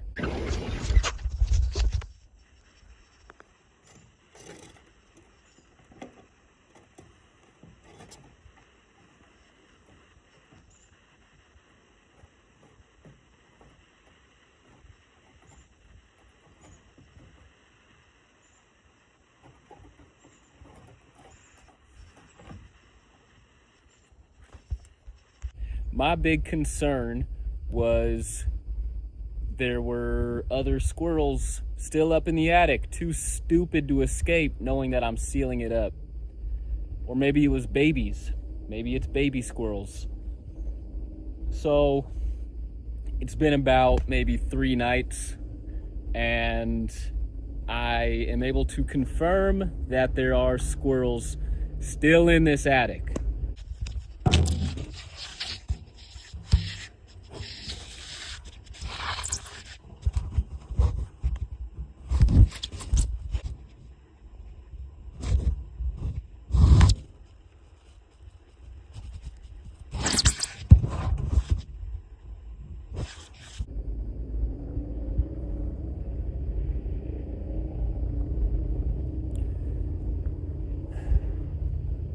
I don't think they're baby squirrels, but it's still a squirrel.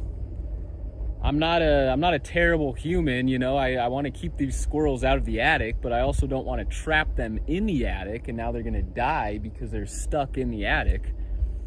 So what I've done is, where the ladder is, let's see if I could point to it, right here. I took out the blocking. I removed that blocking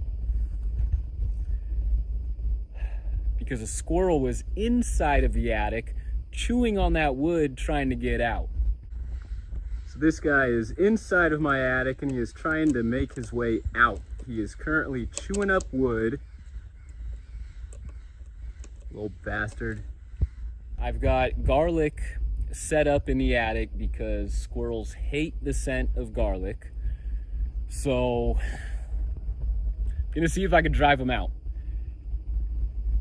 I've got this blocking taken out, so that's open. And then if I come over here on the right side of the barn, I took out this corner of wood right here. And so you'll be able to see right there, I've got a little bottle, a little jar of garlic that's just positioned right on the roof and the attic right there. So there's garlic scent going into the attic space. And now I'm gonna kind of just wait, play the waiting game. where the ladder is. I never know how to blindly point my finger. So like right about there. Right about up there. I took out a blocking, so just gonna wait for this one squirrel to come out, because I think it's just the one.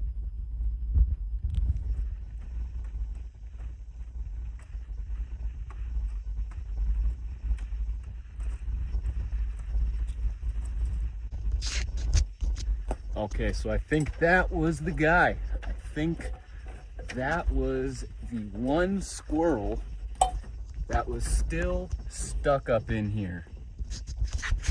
I freaking hope.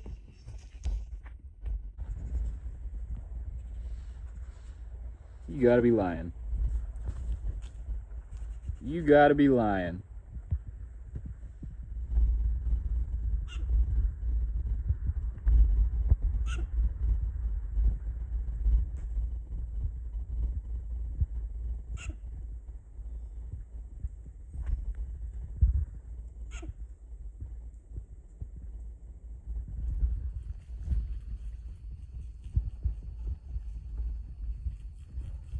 So one thing I want to show you guys is some of my extracurricular activities that I've been doing here. So I have this nice fire pit. There's a bunch of bricks that were laying around the property here. So I gathered the bricks and built this nice fire pit. And then behind me here, I've got my wood stash. I mean, I am just so proud of this pile right here. It's beautiful. I mean, just wow. Absolutely gorgeous. And then I've got my smaller sticks here, and then I've got my baby size sticks right there. The baby sticks, those are the ones that get the fire started. Medium sized sticks, they'll keep the fire going, you know, keep the heat. Big logs, you know, we just throw those on there just to have some fun. But I wanted to show this off to you guys just because, wow. I mean, it is. I like to just stare at it. It's so beautiful.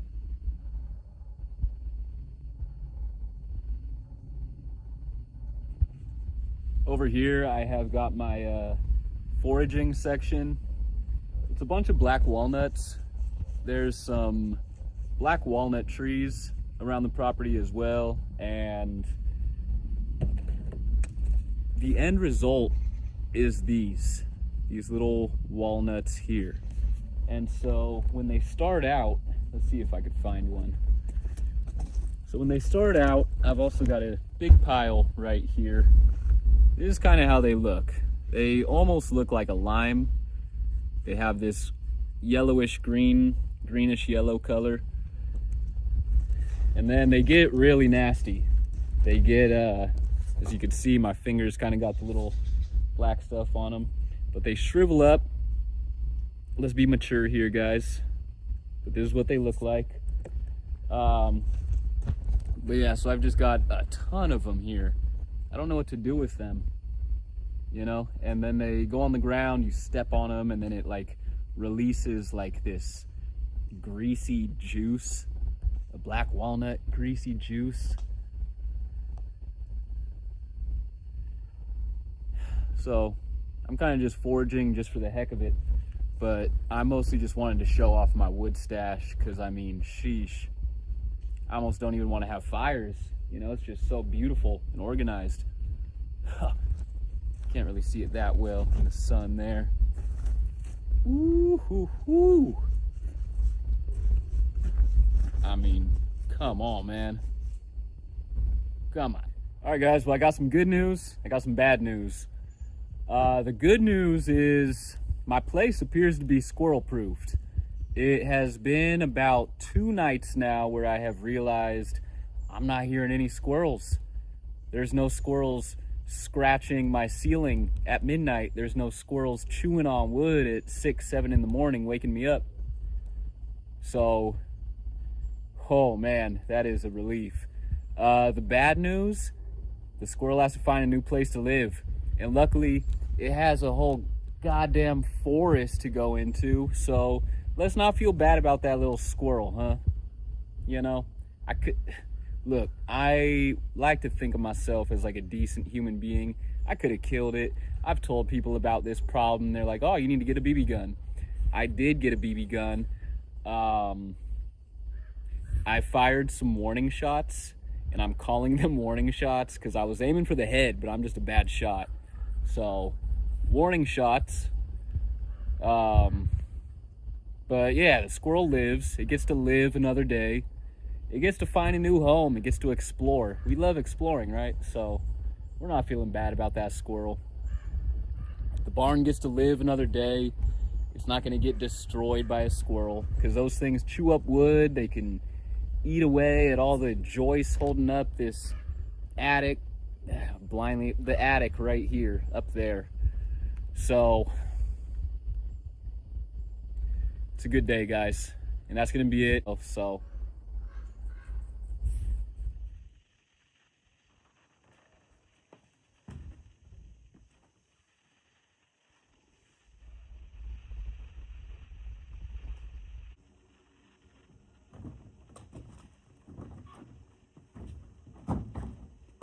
hey, how you guys doing? How about we address this door?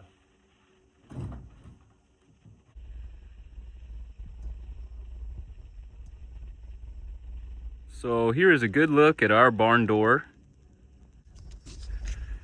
So we're gonna start from this bottom right here. Clearly, we got some weathering going on with the wood. Not the biggest of deals, but one thing we definitely will need to address is that hinge right here. So it's loose, this side's not attached, and the wood right here where we need to have this screwed or nailed onto, it's pretty rotted. So we're gonna need to figure something out there. This top hinge, it's at least connected.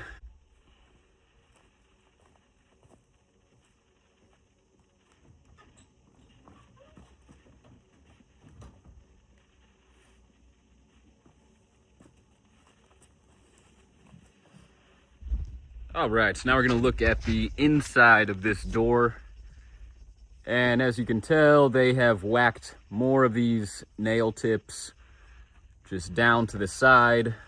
And then at the bottom, so this is why that hinge right there is not able to attach. This side, I mean, it's just completely loose. So we may need to swap out this piece of wood right here. But I think the best thing for us to do right now is just to get started.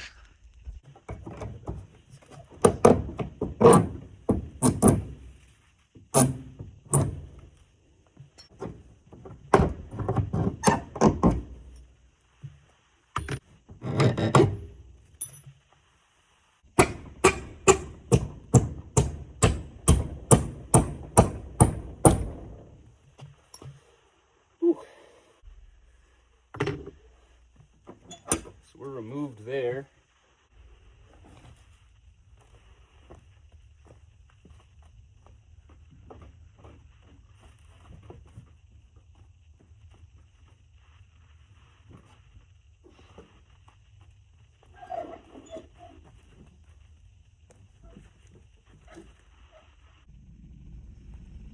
Okay, so I've got all of these nails popped up, so I'm just gonna whack them all down and then pull them out. And then right over here, where it gets rotted, I'm gonna need to figure something out. I'm probably just gonna pull this board out altogether and just get a new piece in there. Hopefully I have a matching piece of wood, I'm not sure.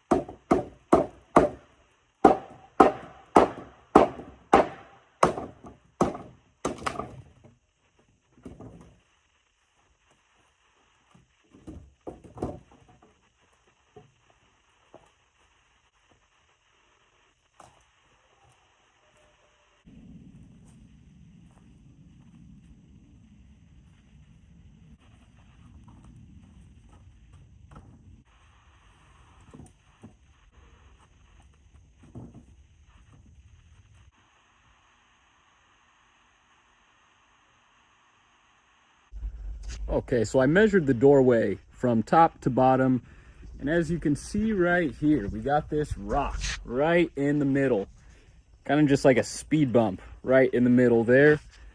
So from the top of the rock to the top of the doorway, that space right there, it's about 81.5 inches, close to 82. So what I did right here, I marked this down and I drew a line. So this right here, from that line to the top of the door, that's 80 inches. So that's gonna be plenty. So 80 inches will put us in a good space right there and a good space right there up top where we also have that lip. I've also made the decision, these are the old boards that were the cross pieces for the door.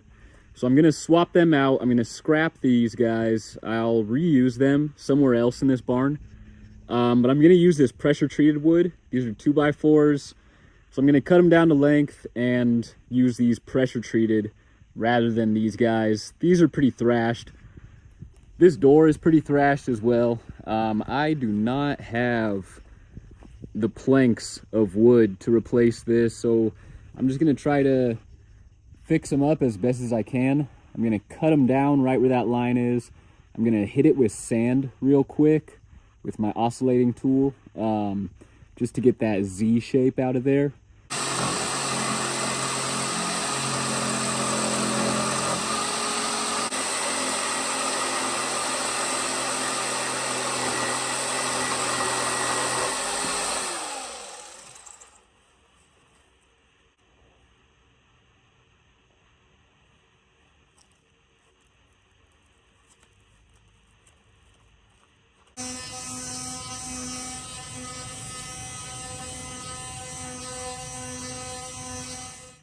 We're now at 80 inches. I sanded it down, so it's a little bit cleaned up. You still have plenty of imperfections. You got a pretty big chip right here. You got this nice little split right here. So I've got some things I kind of want to figure out.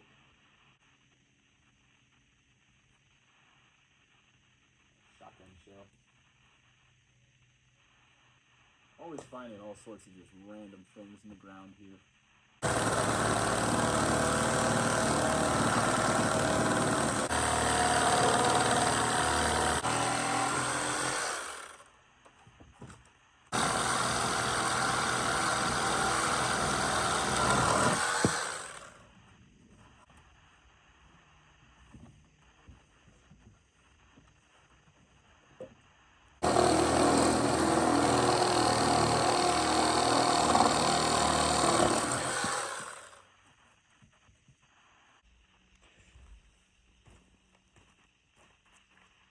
Okay, I'm gonna start setting these 2x4s right here. I've got this top one, it's not screwed in, but I have it set right now 16.5 inches from this top piece right here. So I'm gonna set a couple of screws just so that this guy is in place, and then I'm gonna piece these guys together.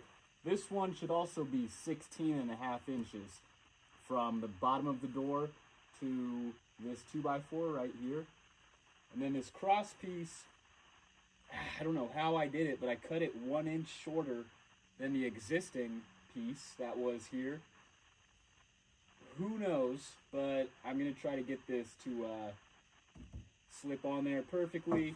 I've got it cut at 45s, so it should even out.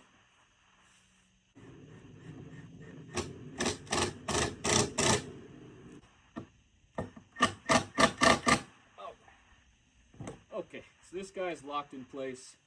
Good enough for now, at least.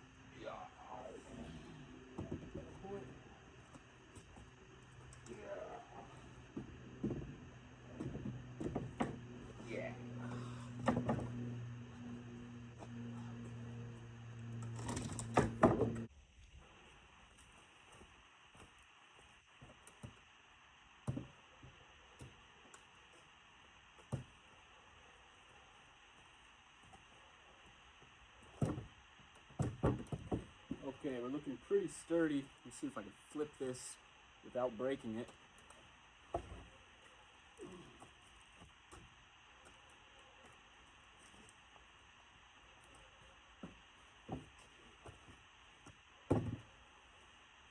Cool. So I'm gonna put this up to the door. I'll make like a little lip and then try to set the hinges, and maybe that'll be it.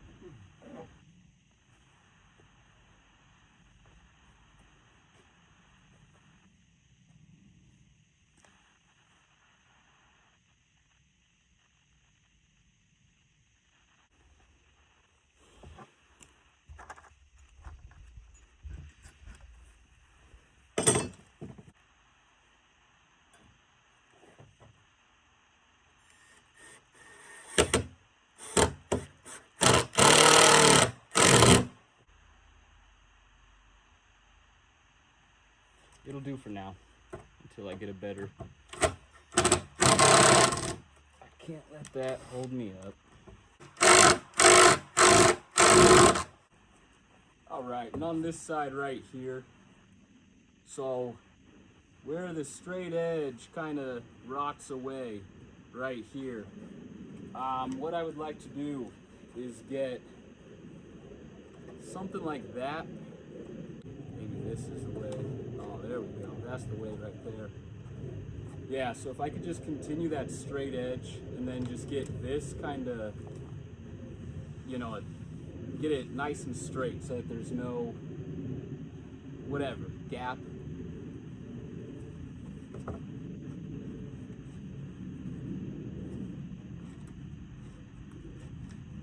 I don't know what happened on my 2x4 here. Maybe I just, I don't know, went too far. I have no fucking idea. But I think this is what I'm gonna have to do here. So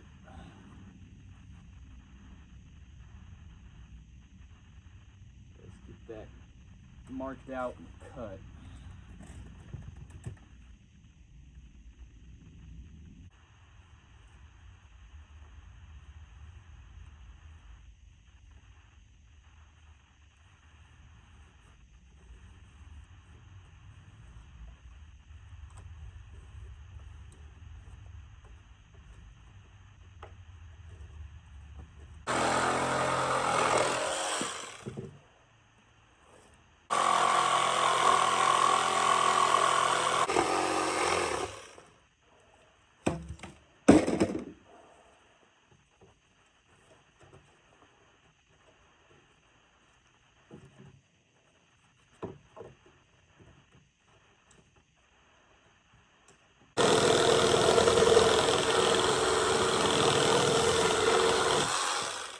Because somehow I cut this one too long. I have no idea how that happened. And then what I want to do at the bottom is put another 2x4 that runs here, and that will help hold this guy in place.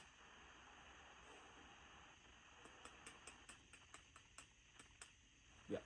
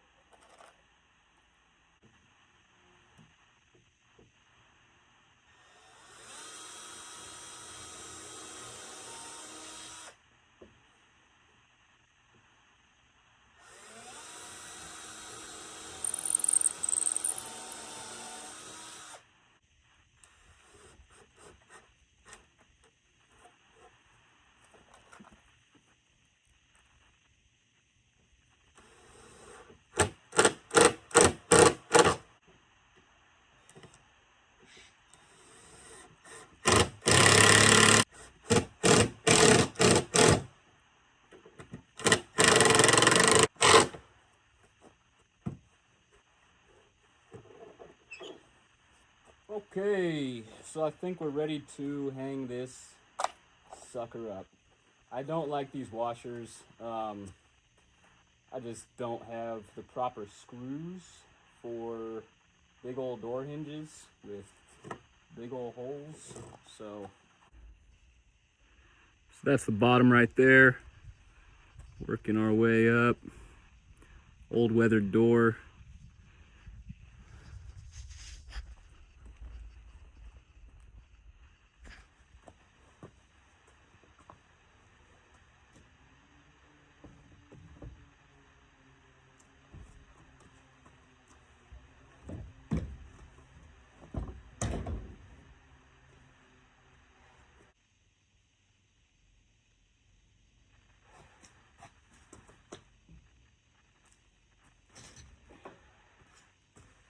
Go for it. Start with the fender washer.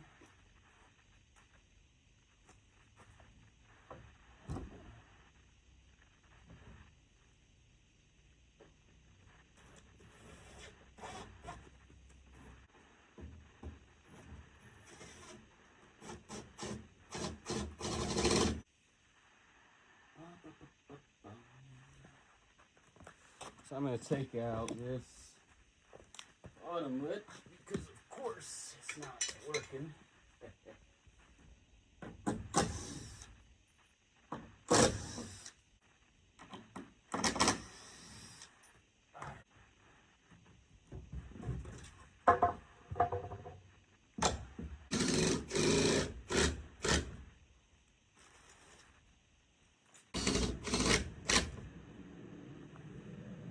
Okay, there's our door.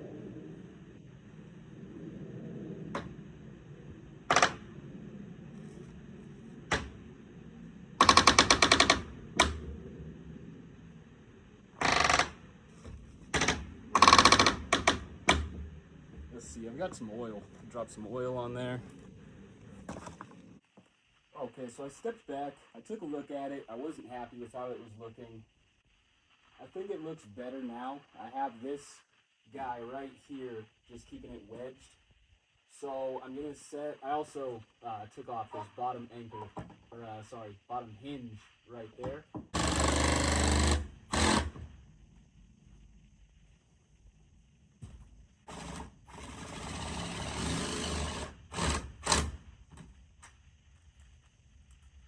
Something like that.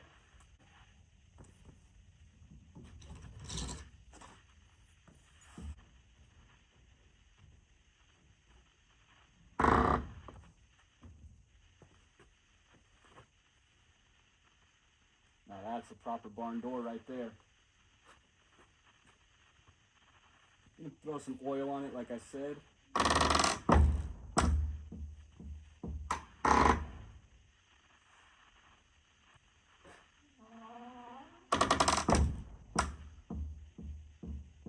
I'm happy with it. Let me get that oil.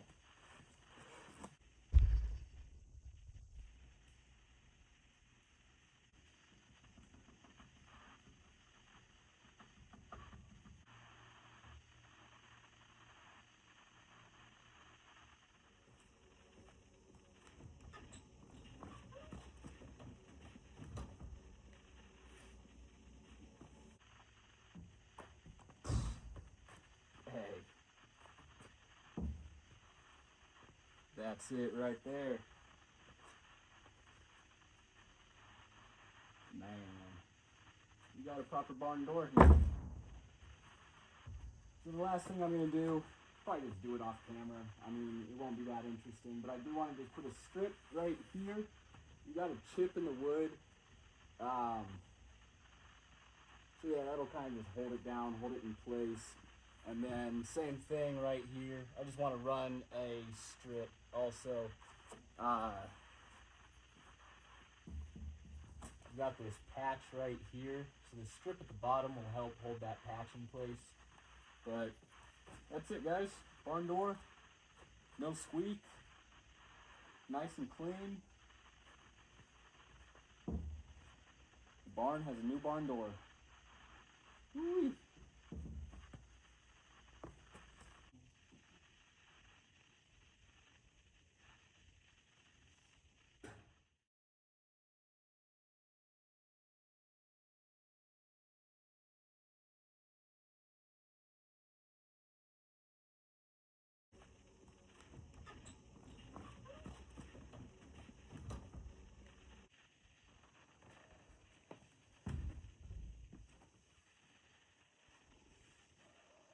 Alright guys, new barn door, newest addition to the barn. Thank you for watching. Catch you next time. Alright, good morning guys. It is 6:30 in the morning. I woke up early. It's like Christmas morning. I was real excited. I wanted to check out my new ledge in the rain. How exciting is this? Alright, let's get back inside.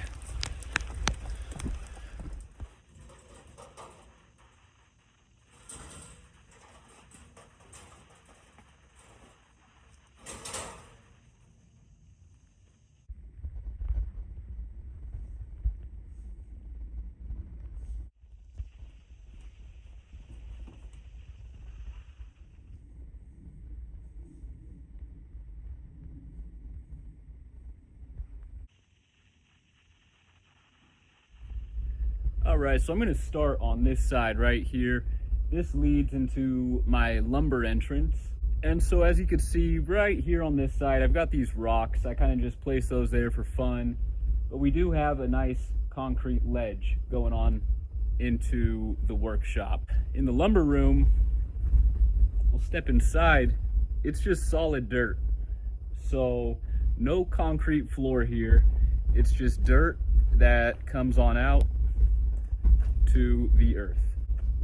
One thing I would like to do is get some sort of ledge put in right there. Okay, so I've got this random steel beam, and I think it's a pretty good fit right here. So if I were just to, okay, so something like that. I've got a pile of gravel, so I'm gonna lay down some gravel.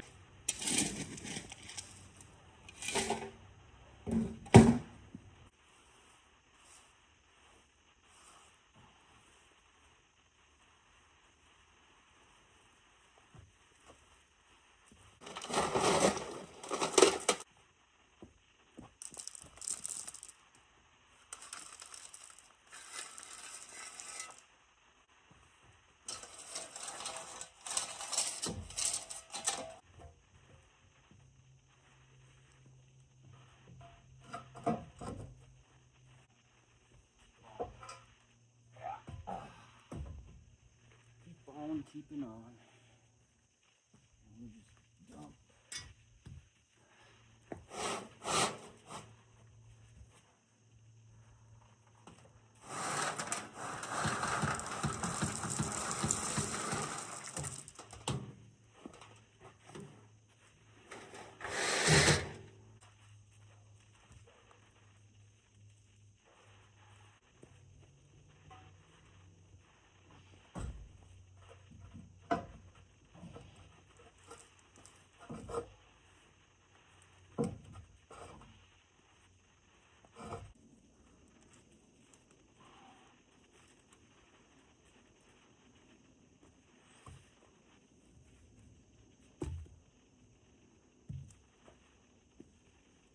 So you think this is a good start.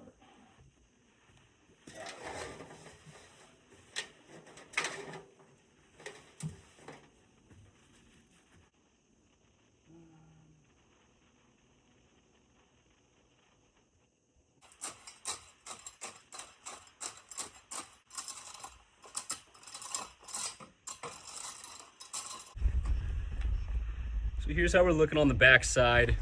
I tried to get these rocks kind of just leveled with the ground on the inside. And so my game plan, now that I've got a step, I've got these bricks right here.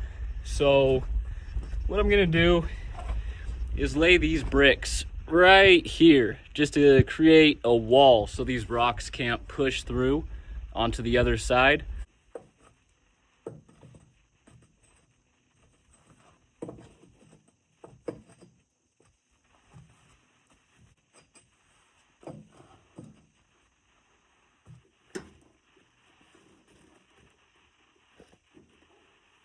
Alright, so I got more bricks here. I'm just going to keep on laying them down.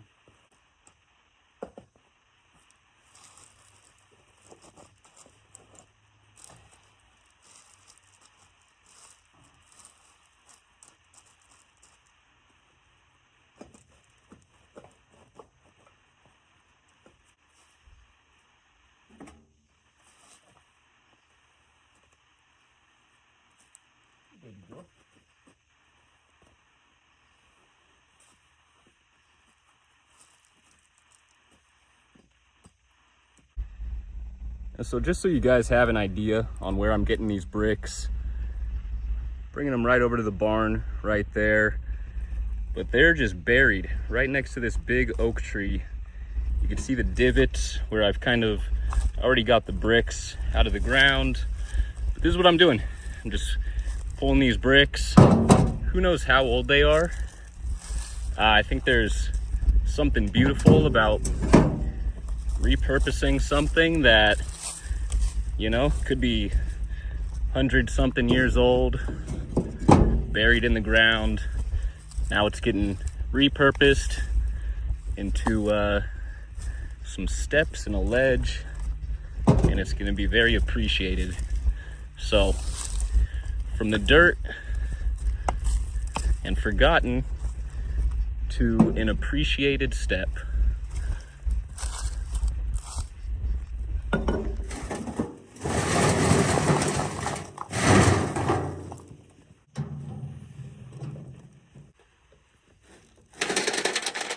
Come on, girl. Watch out.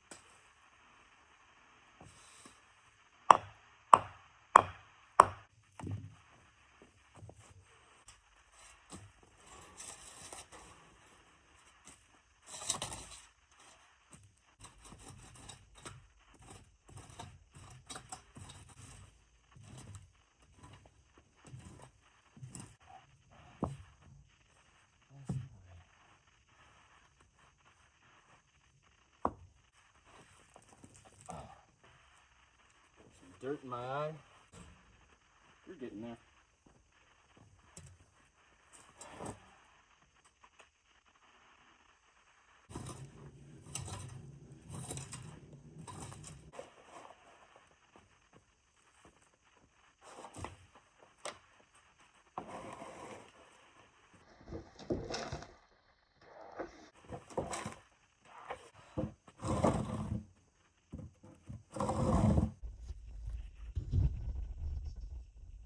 Hey, little boo-boos.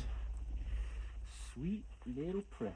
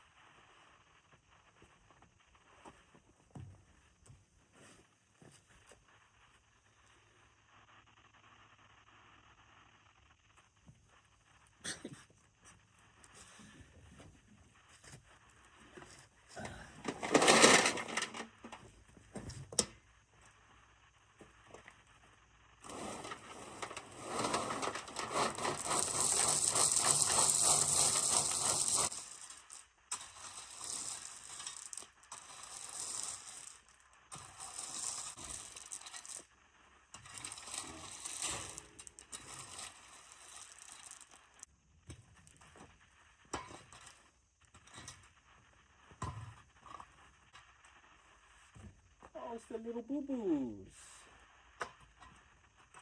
The little precious girl.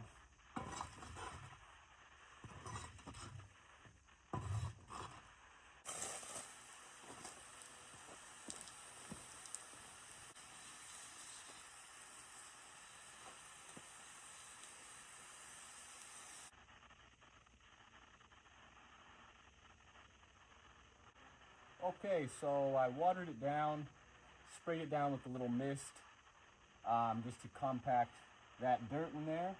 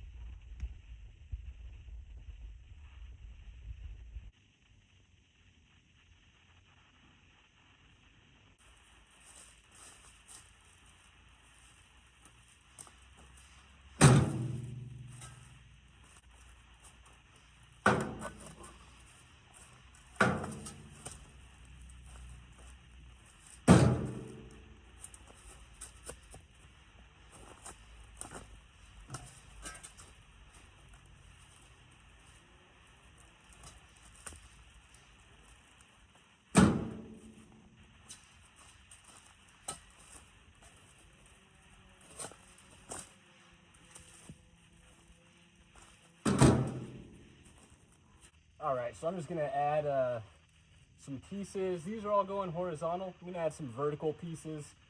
I think just when we're stepping on the edge here, it's just gonna help them keep in place better. And the big thing I'm dealing with is a lot of these bricks have concrete stuck on them. So I'm trying my best here just to get this to be as level as possible. This one right here, I'm probably gonna use this as an edge piece just since there's a little wall built in. So I'll probably throw this on the, whatever side that is. Yeah, so we're just laying bricks and just trying to kind of puzzle piece. This whole thing is kind of just like a big puzzle piece. That's how I'm trying to make it fun. Get everything nice and level and kind of just, you know, nice and straight. Trying to keep it as pretty as we can.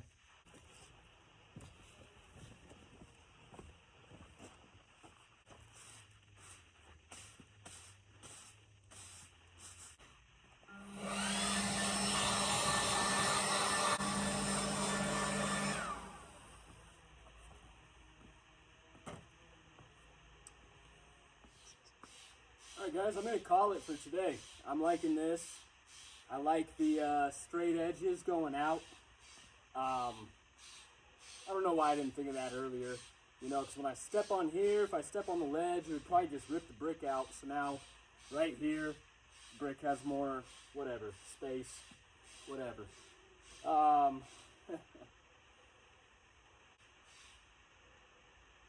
So it is getting a little cloudy, gray skies up there. It's looking like the rain is coming. Hopefully. My fingers crossed that we get rain.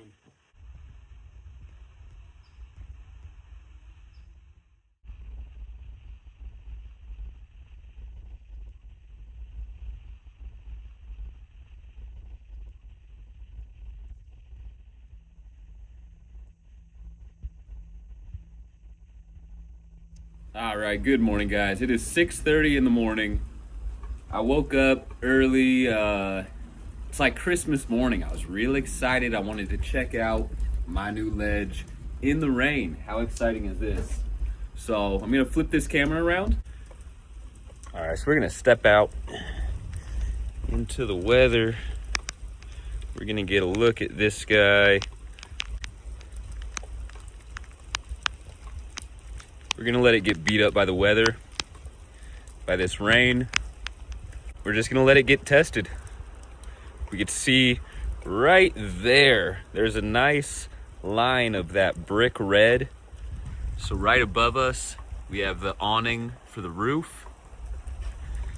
And so that water is just dropping straight down. You can see the white on the rock right there. So that line right there, that's gonna be the cleanest part. This is it, guys.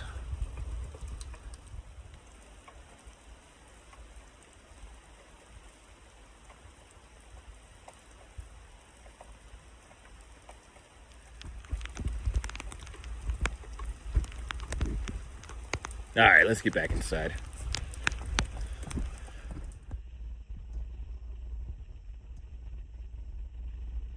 Today, I'm going to be focusing on my AC unit in this cold.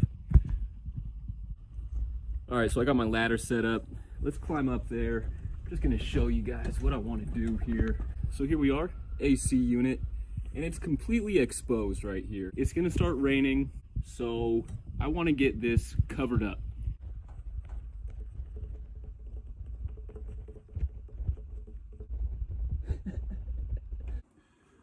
Quick safety meeting before we start the work. If you happen to find yourself enjoying the video, hey, I'm just encouraging you to hit that like button, write a comment, subscribe, all that stuff. I'm a small channel, so all that stuff really helps me out. Or if you find yourself just growing angry and full of hate and the things I'm doing are just pissing you off, let me know in the comments. Write a full paragraph on how I ruined your day. Just let me know if it looks like shit. Honestly, man, I would rather have 20 comments on my video full of hate than no comments. So if you got hate in your heart, let it out. If you got some love in your heart, let it out. But just encouraging you guys. You know, everybody loves a little communication. So just let me know your guys' thoughts. I'd very much appreciate it. All right, let's get started. So here's what we're working with. Like most projects here at the barn, this is reclaimed wood.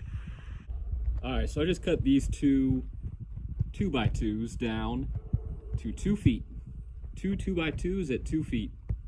And so I'm gonna slap them on the left and the right side of this AC unit and just kind of start by building the walls on the side. All right, so I also cut these 2 foot 2x2 pieces down and I angled them.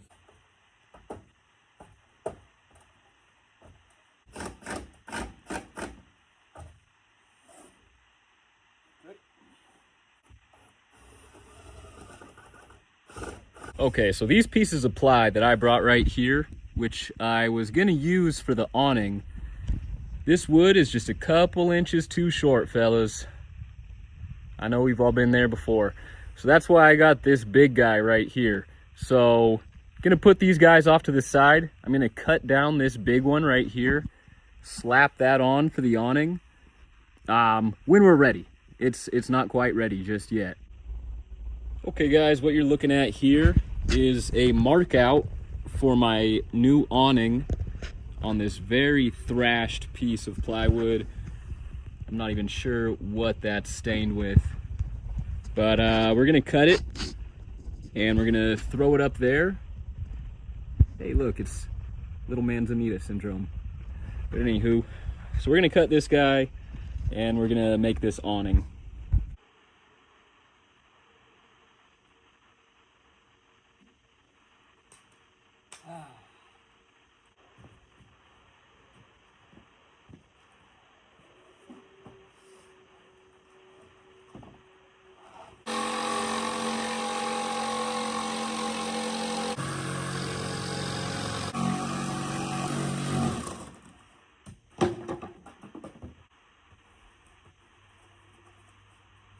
do good work with the Sawzall. I'll say that. Alright guys, so I got you guys attached to the roof right now.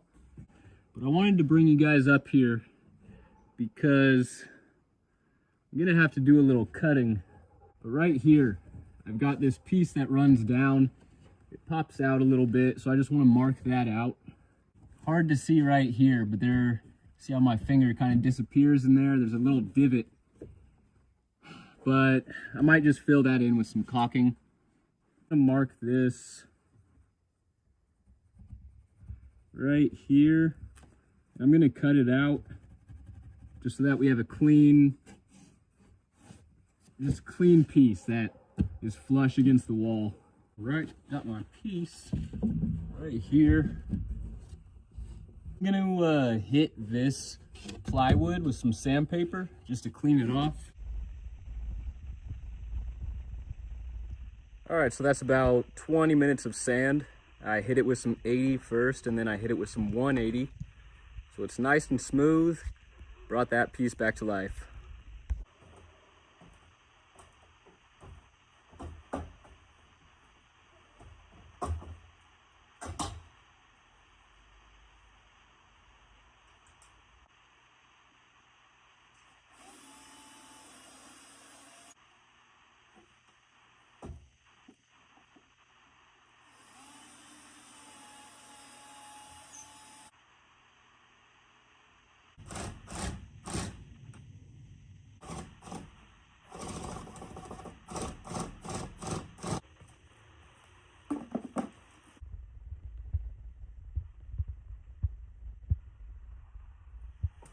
All right, so I cut down 2 more of these 2x2s, and I put a little angle on them so that they can just hold up this awning like that.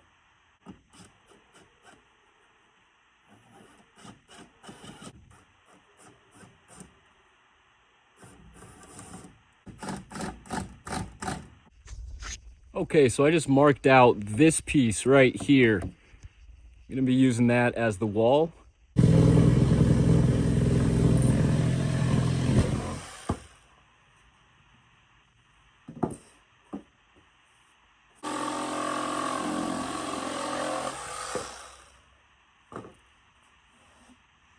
Alright. I have a skill saw, but it's more fun cutting that way. These are the pieces I'll be using for the walls. Here's a before look. Gonna sand them down off camera, we'll get an after look. So I just hit these guys with some 120 sandpaper. I think they're good enough. Okay, so I'm gonna throw these up. These are gonna be the walls. One thing I wanna do that it's in the back of my mind is squirrels.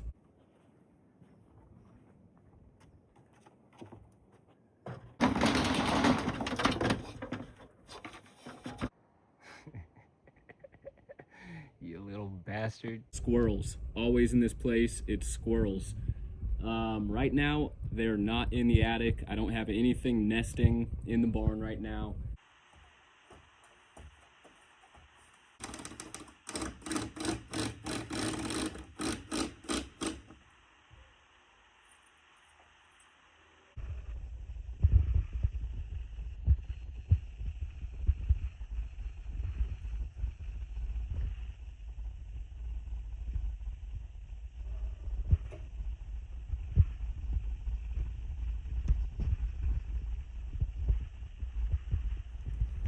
What you got, little mamas? Wow!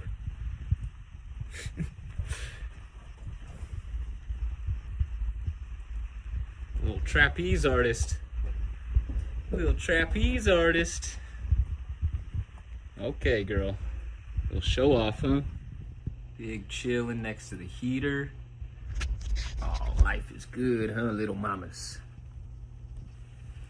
Life is good, huh, little mamas? Oh yeah.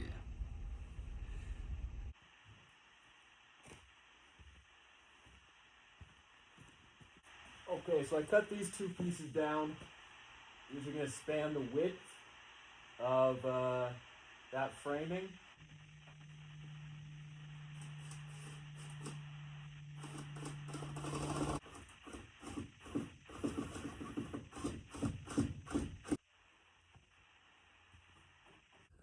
Okay, so I think I'm gonna incorporate this guy in there. I'm gonna cut him down though. I'm gonna cut it down to roughly this little, what is that, like 10 inches or so. That will provide ventilation once this thing is completely sealed up. I want to get it entirely closed for rodents.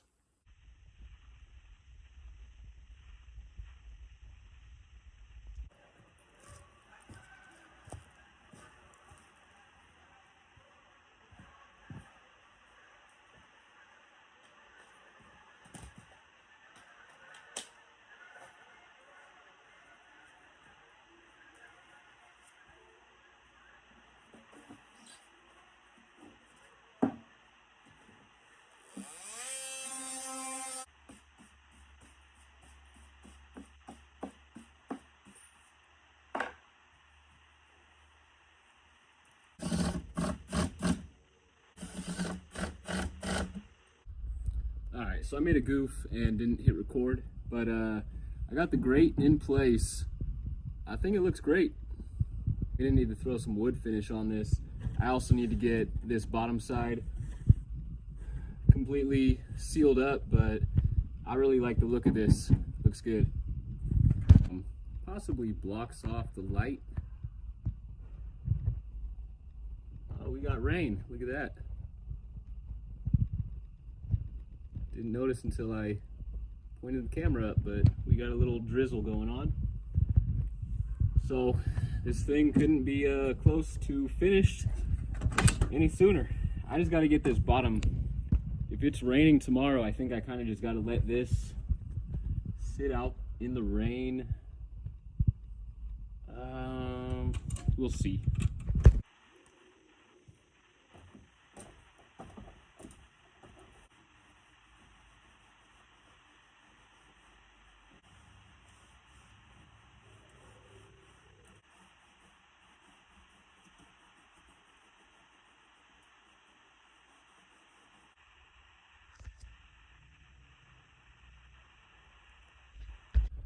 Okay, my friends, we got a new AC box with a steel grate. It looks great.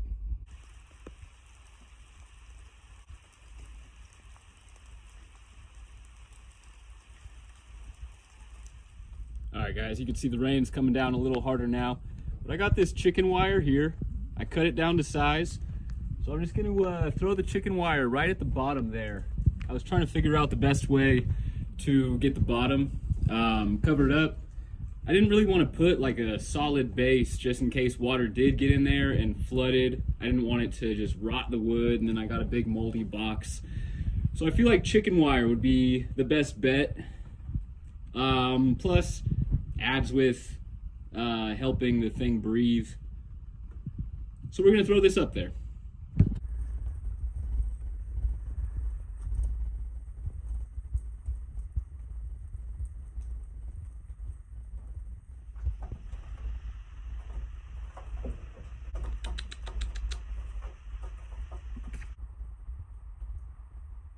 All right, guys, there's a up close and personal look at the chicken wire. I don't think anything should be able to slip through that. So, not in love with how thrashed the wood is right here. This is what comes with using reclaimed wood, especially wood that's been rotted that you've had to sand down. But you know what? That's what comes with free projects. You use reclaimed wood. It is what it is. And if I need to maintain this thing with a little more wood finish, so be it. Let's climb up a little bit. So, according to the weather report, which is never accurate, we're supposed to get clear skies for the next week. So, I'll probably let this thing dry off in that time and then hit it with a couple more coats of wood finish. But I'm happy with it.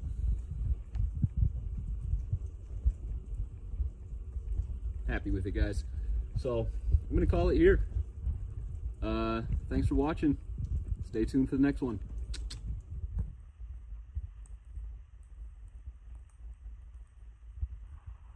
There's Miss. Missy? I've been wondering where you were. Hey, girl. I've been wondering where you were.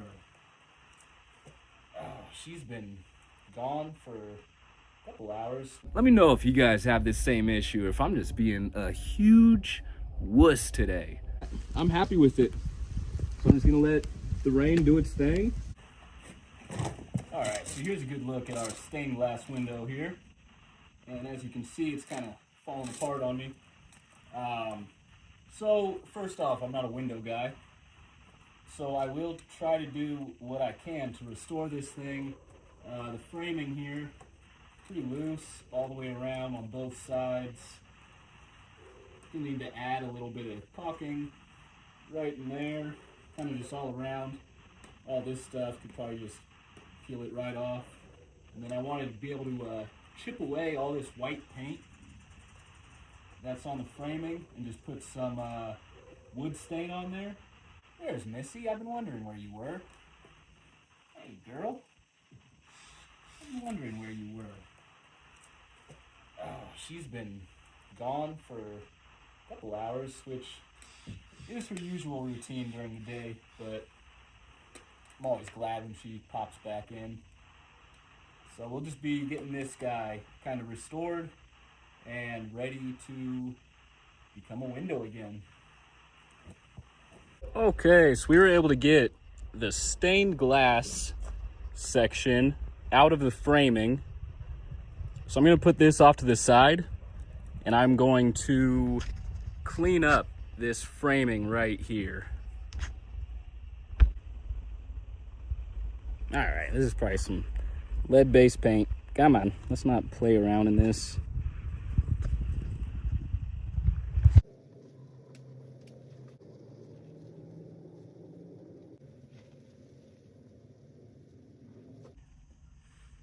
Down, now I just need to go around it on this side.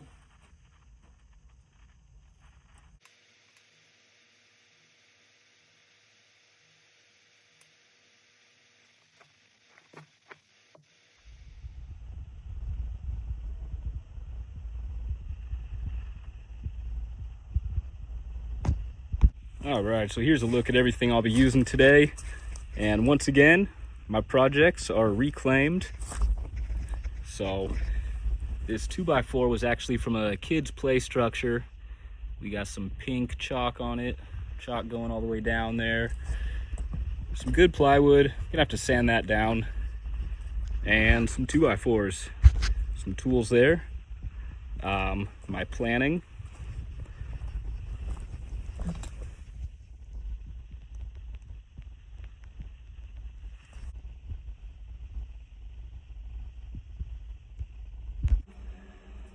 All right, so here's an idea of what our stained glass window will look like with the new framing. So it'll be going right there.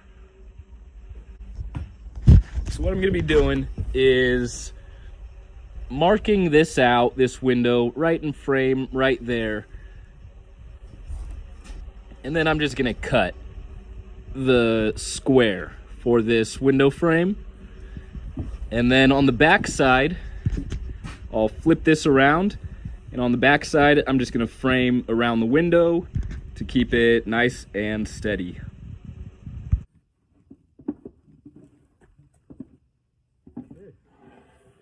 All right. I'm gonna let that dry. Hopefully it shouldn't take too long. Nice and sunny out. We got it sitting right in the sun.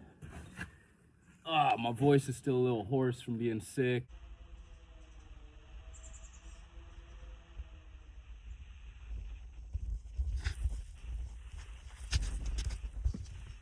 All right, guys, so here's just a mock-up of what it will look like. So I'm going to be adding some framing just around this window frame. I'll probably be adding some pieces just running along the sides there, and then maybe one right on the top too. So just be adding a few more pieces of framing on here, and then I'll go ahead and get this guy slapped right on up there. All right, so I have got this bottom piece pretty much framed in right here.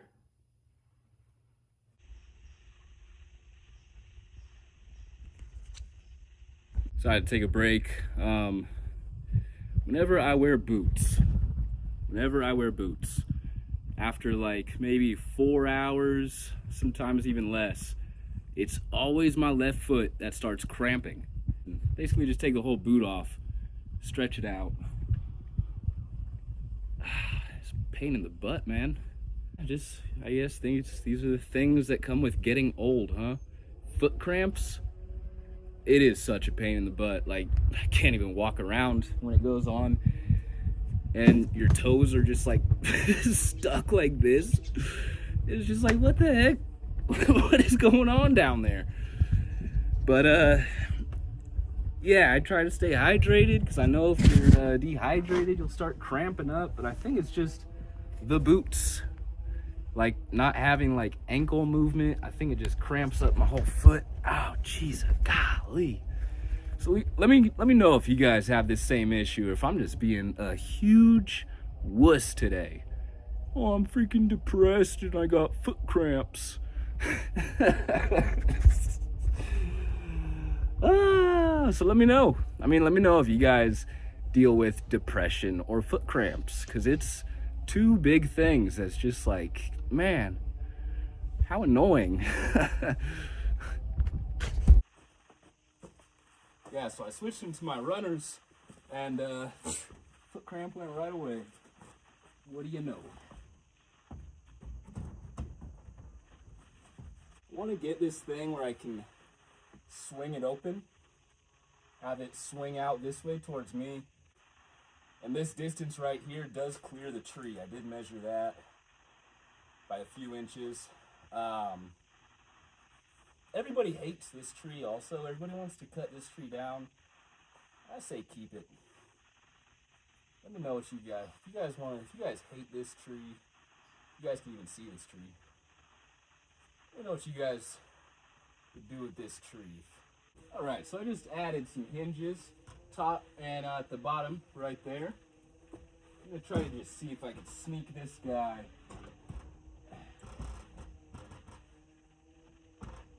Okay, so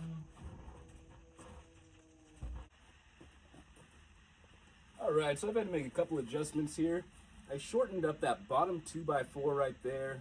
That just wasn't giving me enough room to just play around with. Whatever the word would be for that. So I'm just going to try to, I don't have everything fully secured and settled, but I just want to kind of do a dry fit here. Cool. So, I think I'm just going to screw it down.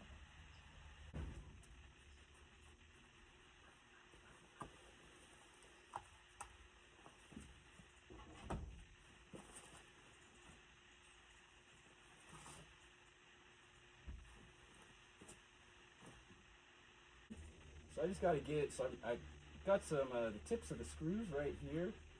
So I just want to get this guy more solid right here, just so it's not as flimsy up top. But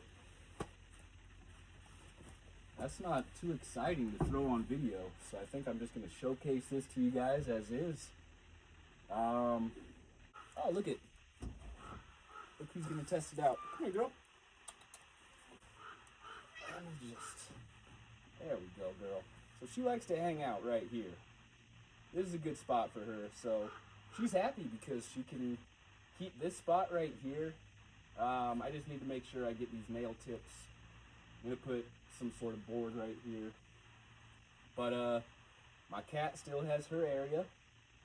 I'm able to enclose it for when the weather gets here. So this was a A+ project. I mean, I used reclaimed wood. I used this stained glass window. Who knows how old it is? It was falling apart. So for everything to kind of come together, it worked great.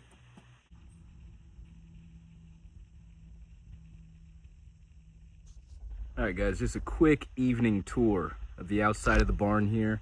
So we got Missy. First and foremost, we got Missy. Decor Christmas lights. We got our AC cover right there, keeping the AC unit weatherproof. If you could see it right there. I don't have it on, but there's our Logs to Lamp Christmas tree. There's the barn door that we installed not too long ago. And then, my oh my, look at that.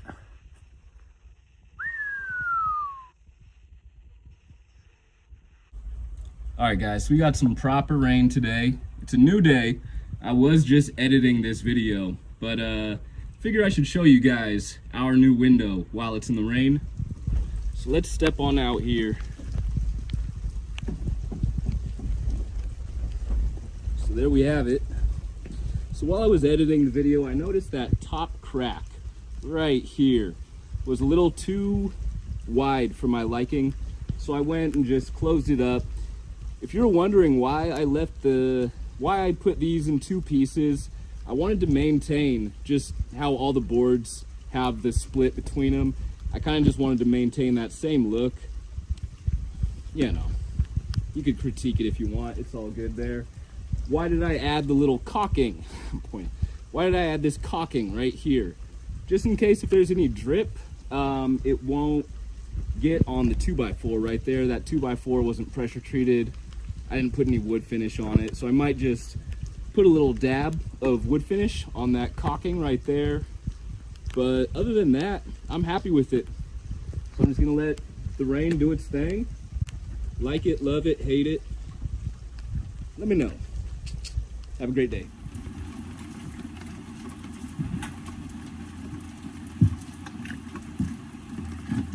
All right, guys, it's probably pretty dangerous, probably pretty stupid, but I mean, honestly, for the barn. It's always nice when you do something crazy and that crazy thing was what you had to do. I'm an open-minded guy. I love shooting ideas around. Love it. Especially when it comes to construction. Like, let's shoot some ideas, brother.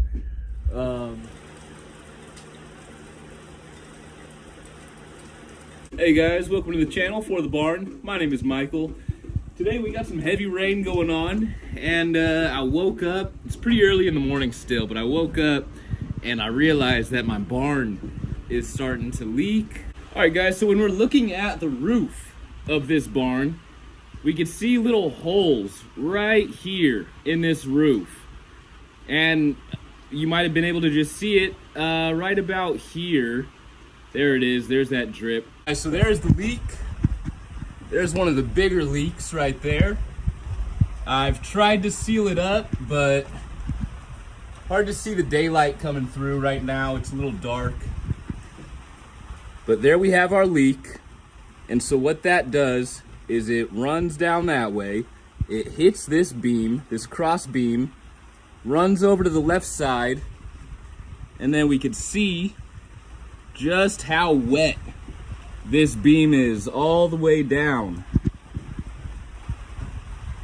So here's the dry. It's dry up there, and then once we come down here, we could see how wet it gets. I apologize, it's a little hard to see right now, guys. I'm kind of pushed up on the wall, so I'm trying to do my best here to get you guys a good view. And then we come down here and it's just soaked. So I had this fan running. I turned it off just for video purposes, but this whole section right here, it's just absolutely soaked. And that's really just from that leak.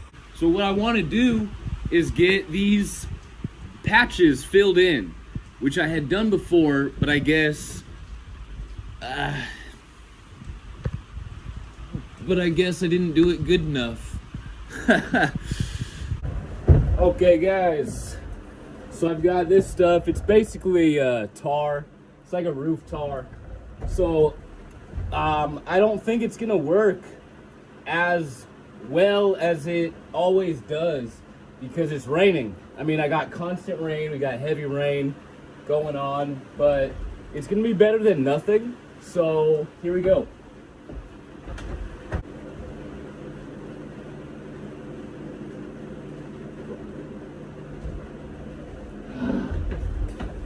got the symbiote on me. Oh no, the symbiote. Ah! Yeah, this stuff, once you get roof tar on you, it's over, bro. It's freaking over. It's a lifestyle now. Tar, freaking A, bro. This stuff is such a pain.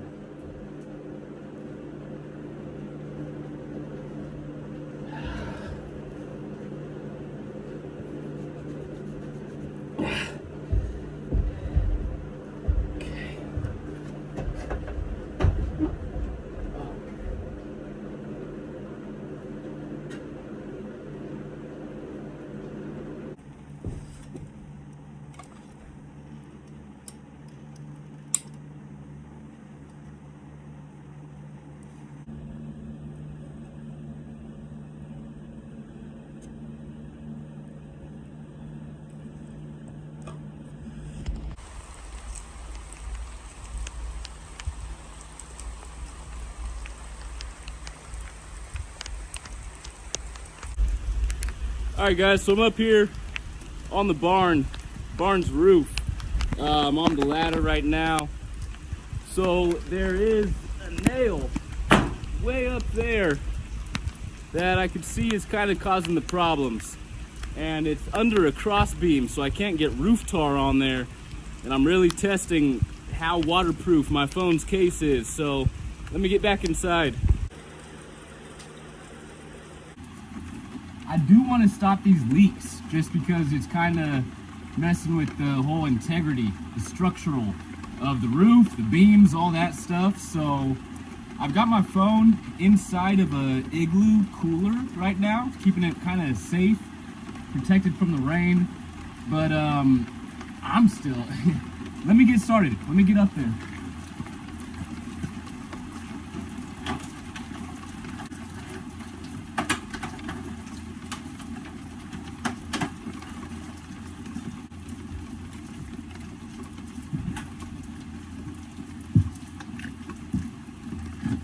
All right, guys, it's probably pretty dangerous, probably pretty stupid, but I mean, honestly, for the barn.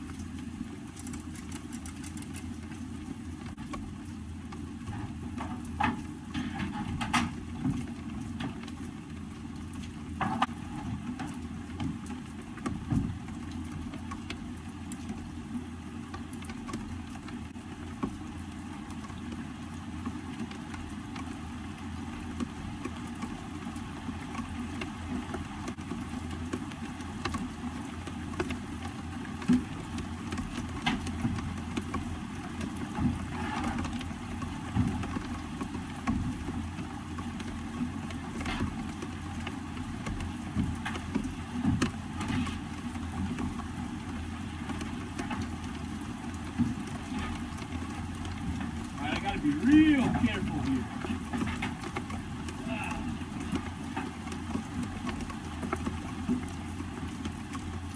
There's also just holes everywhere up here.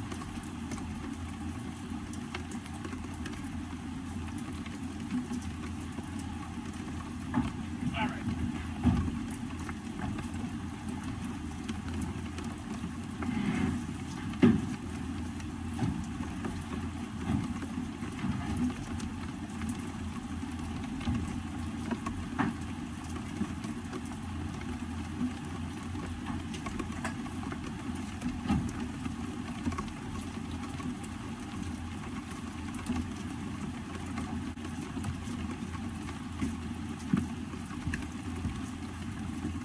All right, made it out alive. I got some tar all over my gloves, all over myself. Got a little wet in the process, but we did it. Mission accomplished, and let's get out of the rain. I don't see any leak. Yes! So I think my roof time was productive. I think that was very good going up on the roof because I wasn't able to get that from inside here. I had to go up on the roof to address that. So that was good. It's always nice when you do something crazy and that crazy thing was what you had to do. We got our crazy time out of the way and we solved the problem. Good crazy time, you know? If you're gonna be crazy, make it a good crazy. Make it a productive crazy. Okay guys, so it is now 5:30 p.m. The video we've been watching, that was all from like 7:30 a.m. to 8:30 a.m. My roof time, that was right around 8:15-ish. We'll just call it 8:30. So now it's about 5:30 p.m. So it's been some time. It's been raining pretty steady all day. There's a break right now. Funny enough, as soon as I come outside, it stops raining. I've just been BSing this whole video. There was actually never even a leak or any rain whatsoever. But our roof patches seem to be holding up pretty good. So this was the first one. I'm not going to be able to show you this beam at this angle. I'll flip the camera around. So there was the leak. There was our stain. It's dried up. That stain is dry. And then I've been having this fan run, leaving it off just while I record the video. But the beam seems to be getting drier. Clearly it's still soaked. But, I mean, I might have to consider like sistering up another beam or something here. But that might be something for down the road. Just thinking out loud here. But yeah, so this beam's pretty soaked. And then once we get here, we remember how soaked this was. It was dripping, so that drip has stopped. That's good. And then same thing here. This is dried up also. So it's been raining for the last, I don't know, like 8 hours or so. So this area seems to be holding up. It seems to be doing good. Right above us here, where it was getting the floor wet, you can see the floor's kind of starting to dry. It was a lot, there was a lot bigger wet space on the floor, whatever the scientific wording for that would be. The floor was a whole lot more wet earlier this morning. So the floor is now less wet. And then if we go back here, there was also this beam. You could see right here it's kind of dry, right here it's kind of wet. So long story short, these three major areas all seem to be holding up with the roof tar we applied today. Yes, small victories, small victories. So this is going to be something that I'll have to keep my eye on over time. Like I said, I might want to consider, you know, doing something with this beam here. When it comes to things being structural, that's pretty serious. But I'm gonna, you know, keep. It's food for thought. I'm gonna be thinking about it, shoot some ideas, brainstorm, all that good stuff. If you guys got any good ideas for, you know, wet joists, I would love to hear your guys' opinions on possibly what I could do, what you would suggest, what you would recommend. I'm an open-minded guy. I love shooting ideas around. Love it. Especially when it comes to construction. Like, let's shoot some ideas, brother. What else? Yeah, roof tar in the rain. If you guys have any suggestions on like emergency tarring, if you think there's a better way than going up on the roof tar, caulk gun, all that stuff. If you guys have a better way, let me know. Preferably a way that is free and doesn't cost like, oh, you got to go buy this. You know, I try to just use what I have on hand. But yeah, guys, it was just a leak today. It was a rainy day. Getting these leaks taken care of inside of the barn, trying to take care of all these old beams. This barn was built back in 1904, I believe, 1904. It's a Gold Rush era barn, so it's definitely over 100 years old. I'm trying to do my part to take care of it as best as I can. Hope you guys had a good time. I had fun making it. I risked my life for you guys on this video, so I was gonna go up on that roof regardless. That was my first time on the roof also, so we all got to have a fun little first time experience there.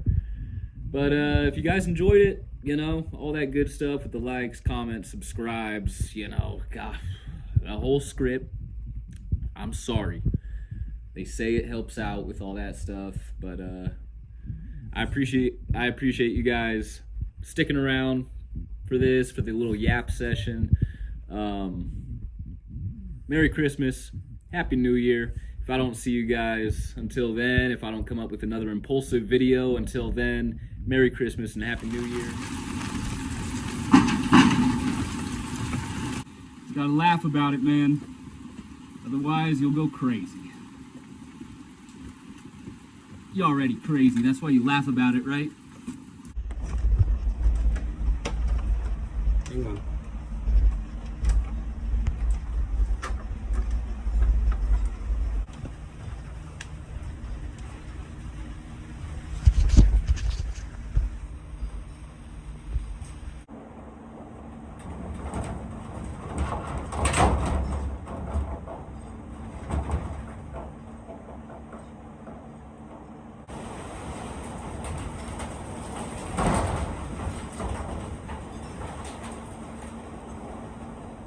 Okay guys, so this rain is not gonna let up today. I've kind of been hoping that I could just get a small break, like 10 minutes. Give me 10 minutes. As soon as I finish, watch, I'm gonna go out there, I'm gonna get soaked, I'm gonna try to do this work, and then as soon as I'm done, the rain's gonna stop. Because that's how the universe, that's the universe's sense of humor right there. But I got this big old crack right here. It woke me up at 2:45 in the morning. I knew that we were gonna get a storm in the middle of the night. The weather report said like 10, 11 o'clock we were gonna get some heavy rain. This roof, I don't know how old it is. I doubt it's as old as this whole barn, over 100 years old, but it's old, corrugated, tin metal roof. The nails, the wood, all that stuff over time, it's just kind of, it is what it is. Not everything lasts forever, not even roofs. So, I mean, it sounds like it's kind of slowing down, so. I don't want to go out there, man. Whatever. We're going to go out. We're going to have fun. We're going to get wet. We're going to get rained on. We're going to drive in some screws. Woo-hoo! All right. There is the big old bend.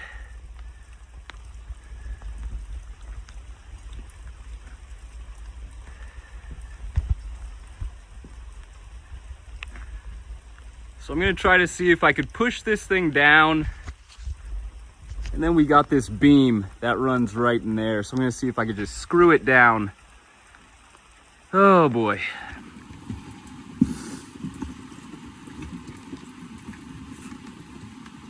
Like just getting over being sick too, so. Ay, ay, ay. You gotta laugh about it, man. Otherwise, you'll go crazy. You're already crazy, that's why you laugh about it, right?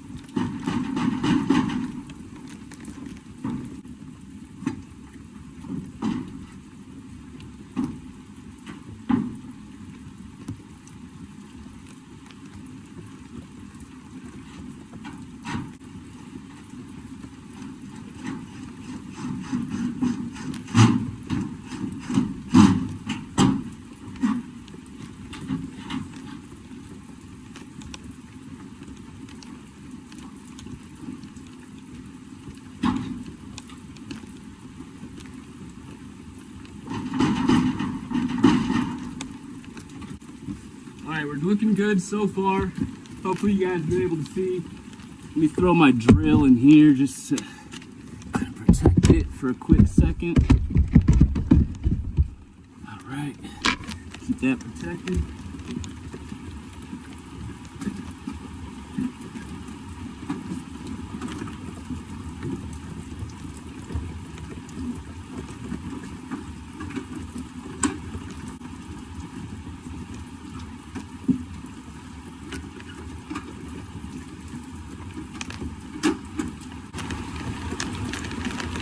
Oh yeah, it's coming down now.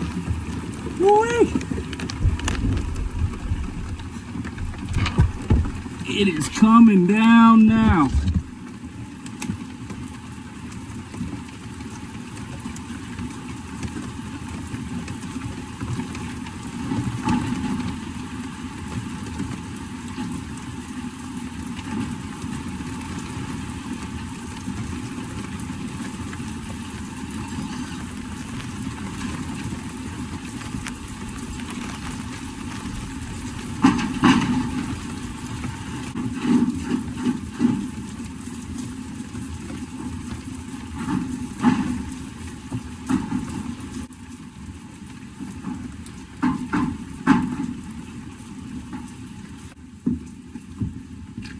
Okay,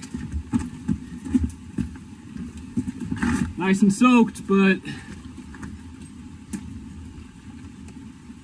definitely better than what it was. I guess we'll just have to wait and see to find out. Let me get out of the rain. Okay, back inside of the barn. So we got it closed up. Oh boy.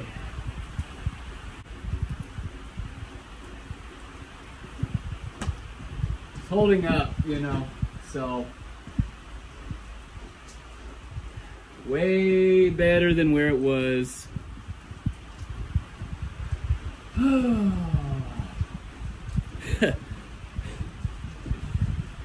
So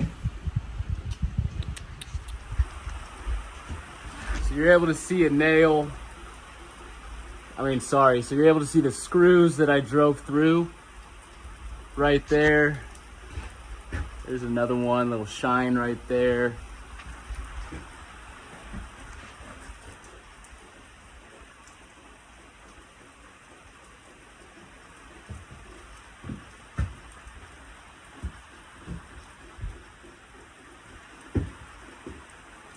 The roof's a trooper, man. This roof is a trooper, I'll say that. So if you've been following the channel, or at least following along with the roof series in the barn, so my stairway leak, this was a major leak. It was getting this far beam over here absolutely soaked. You see I got the fan right over here. I had the fan running 24/7 for a couple days. This whole back wall right here drenched. It was just dripping with water. So that's dried. The floor right here has dried. So what was it, 2 days ago? I went up on the roof. I laid down some roof tar with a caulk gun, and it worked. It seemed to work. It's holding up for now. And then I woke up at 2:45 a.m. with my roof looking like it was ready to just blow off. So Merry Christmas, you guys, and Happy New Year.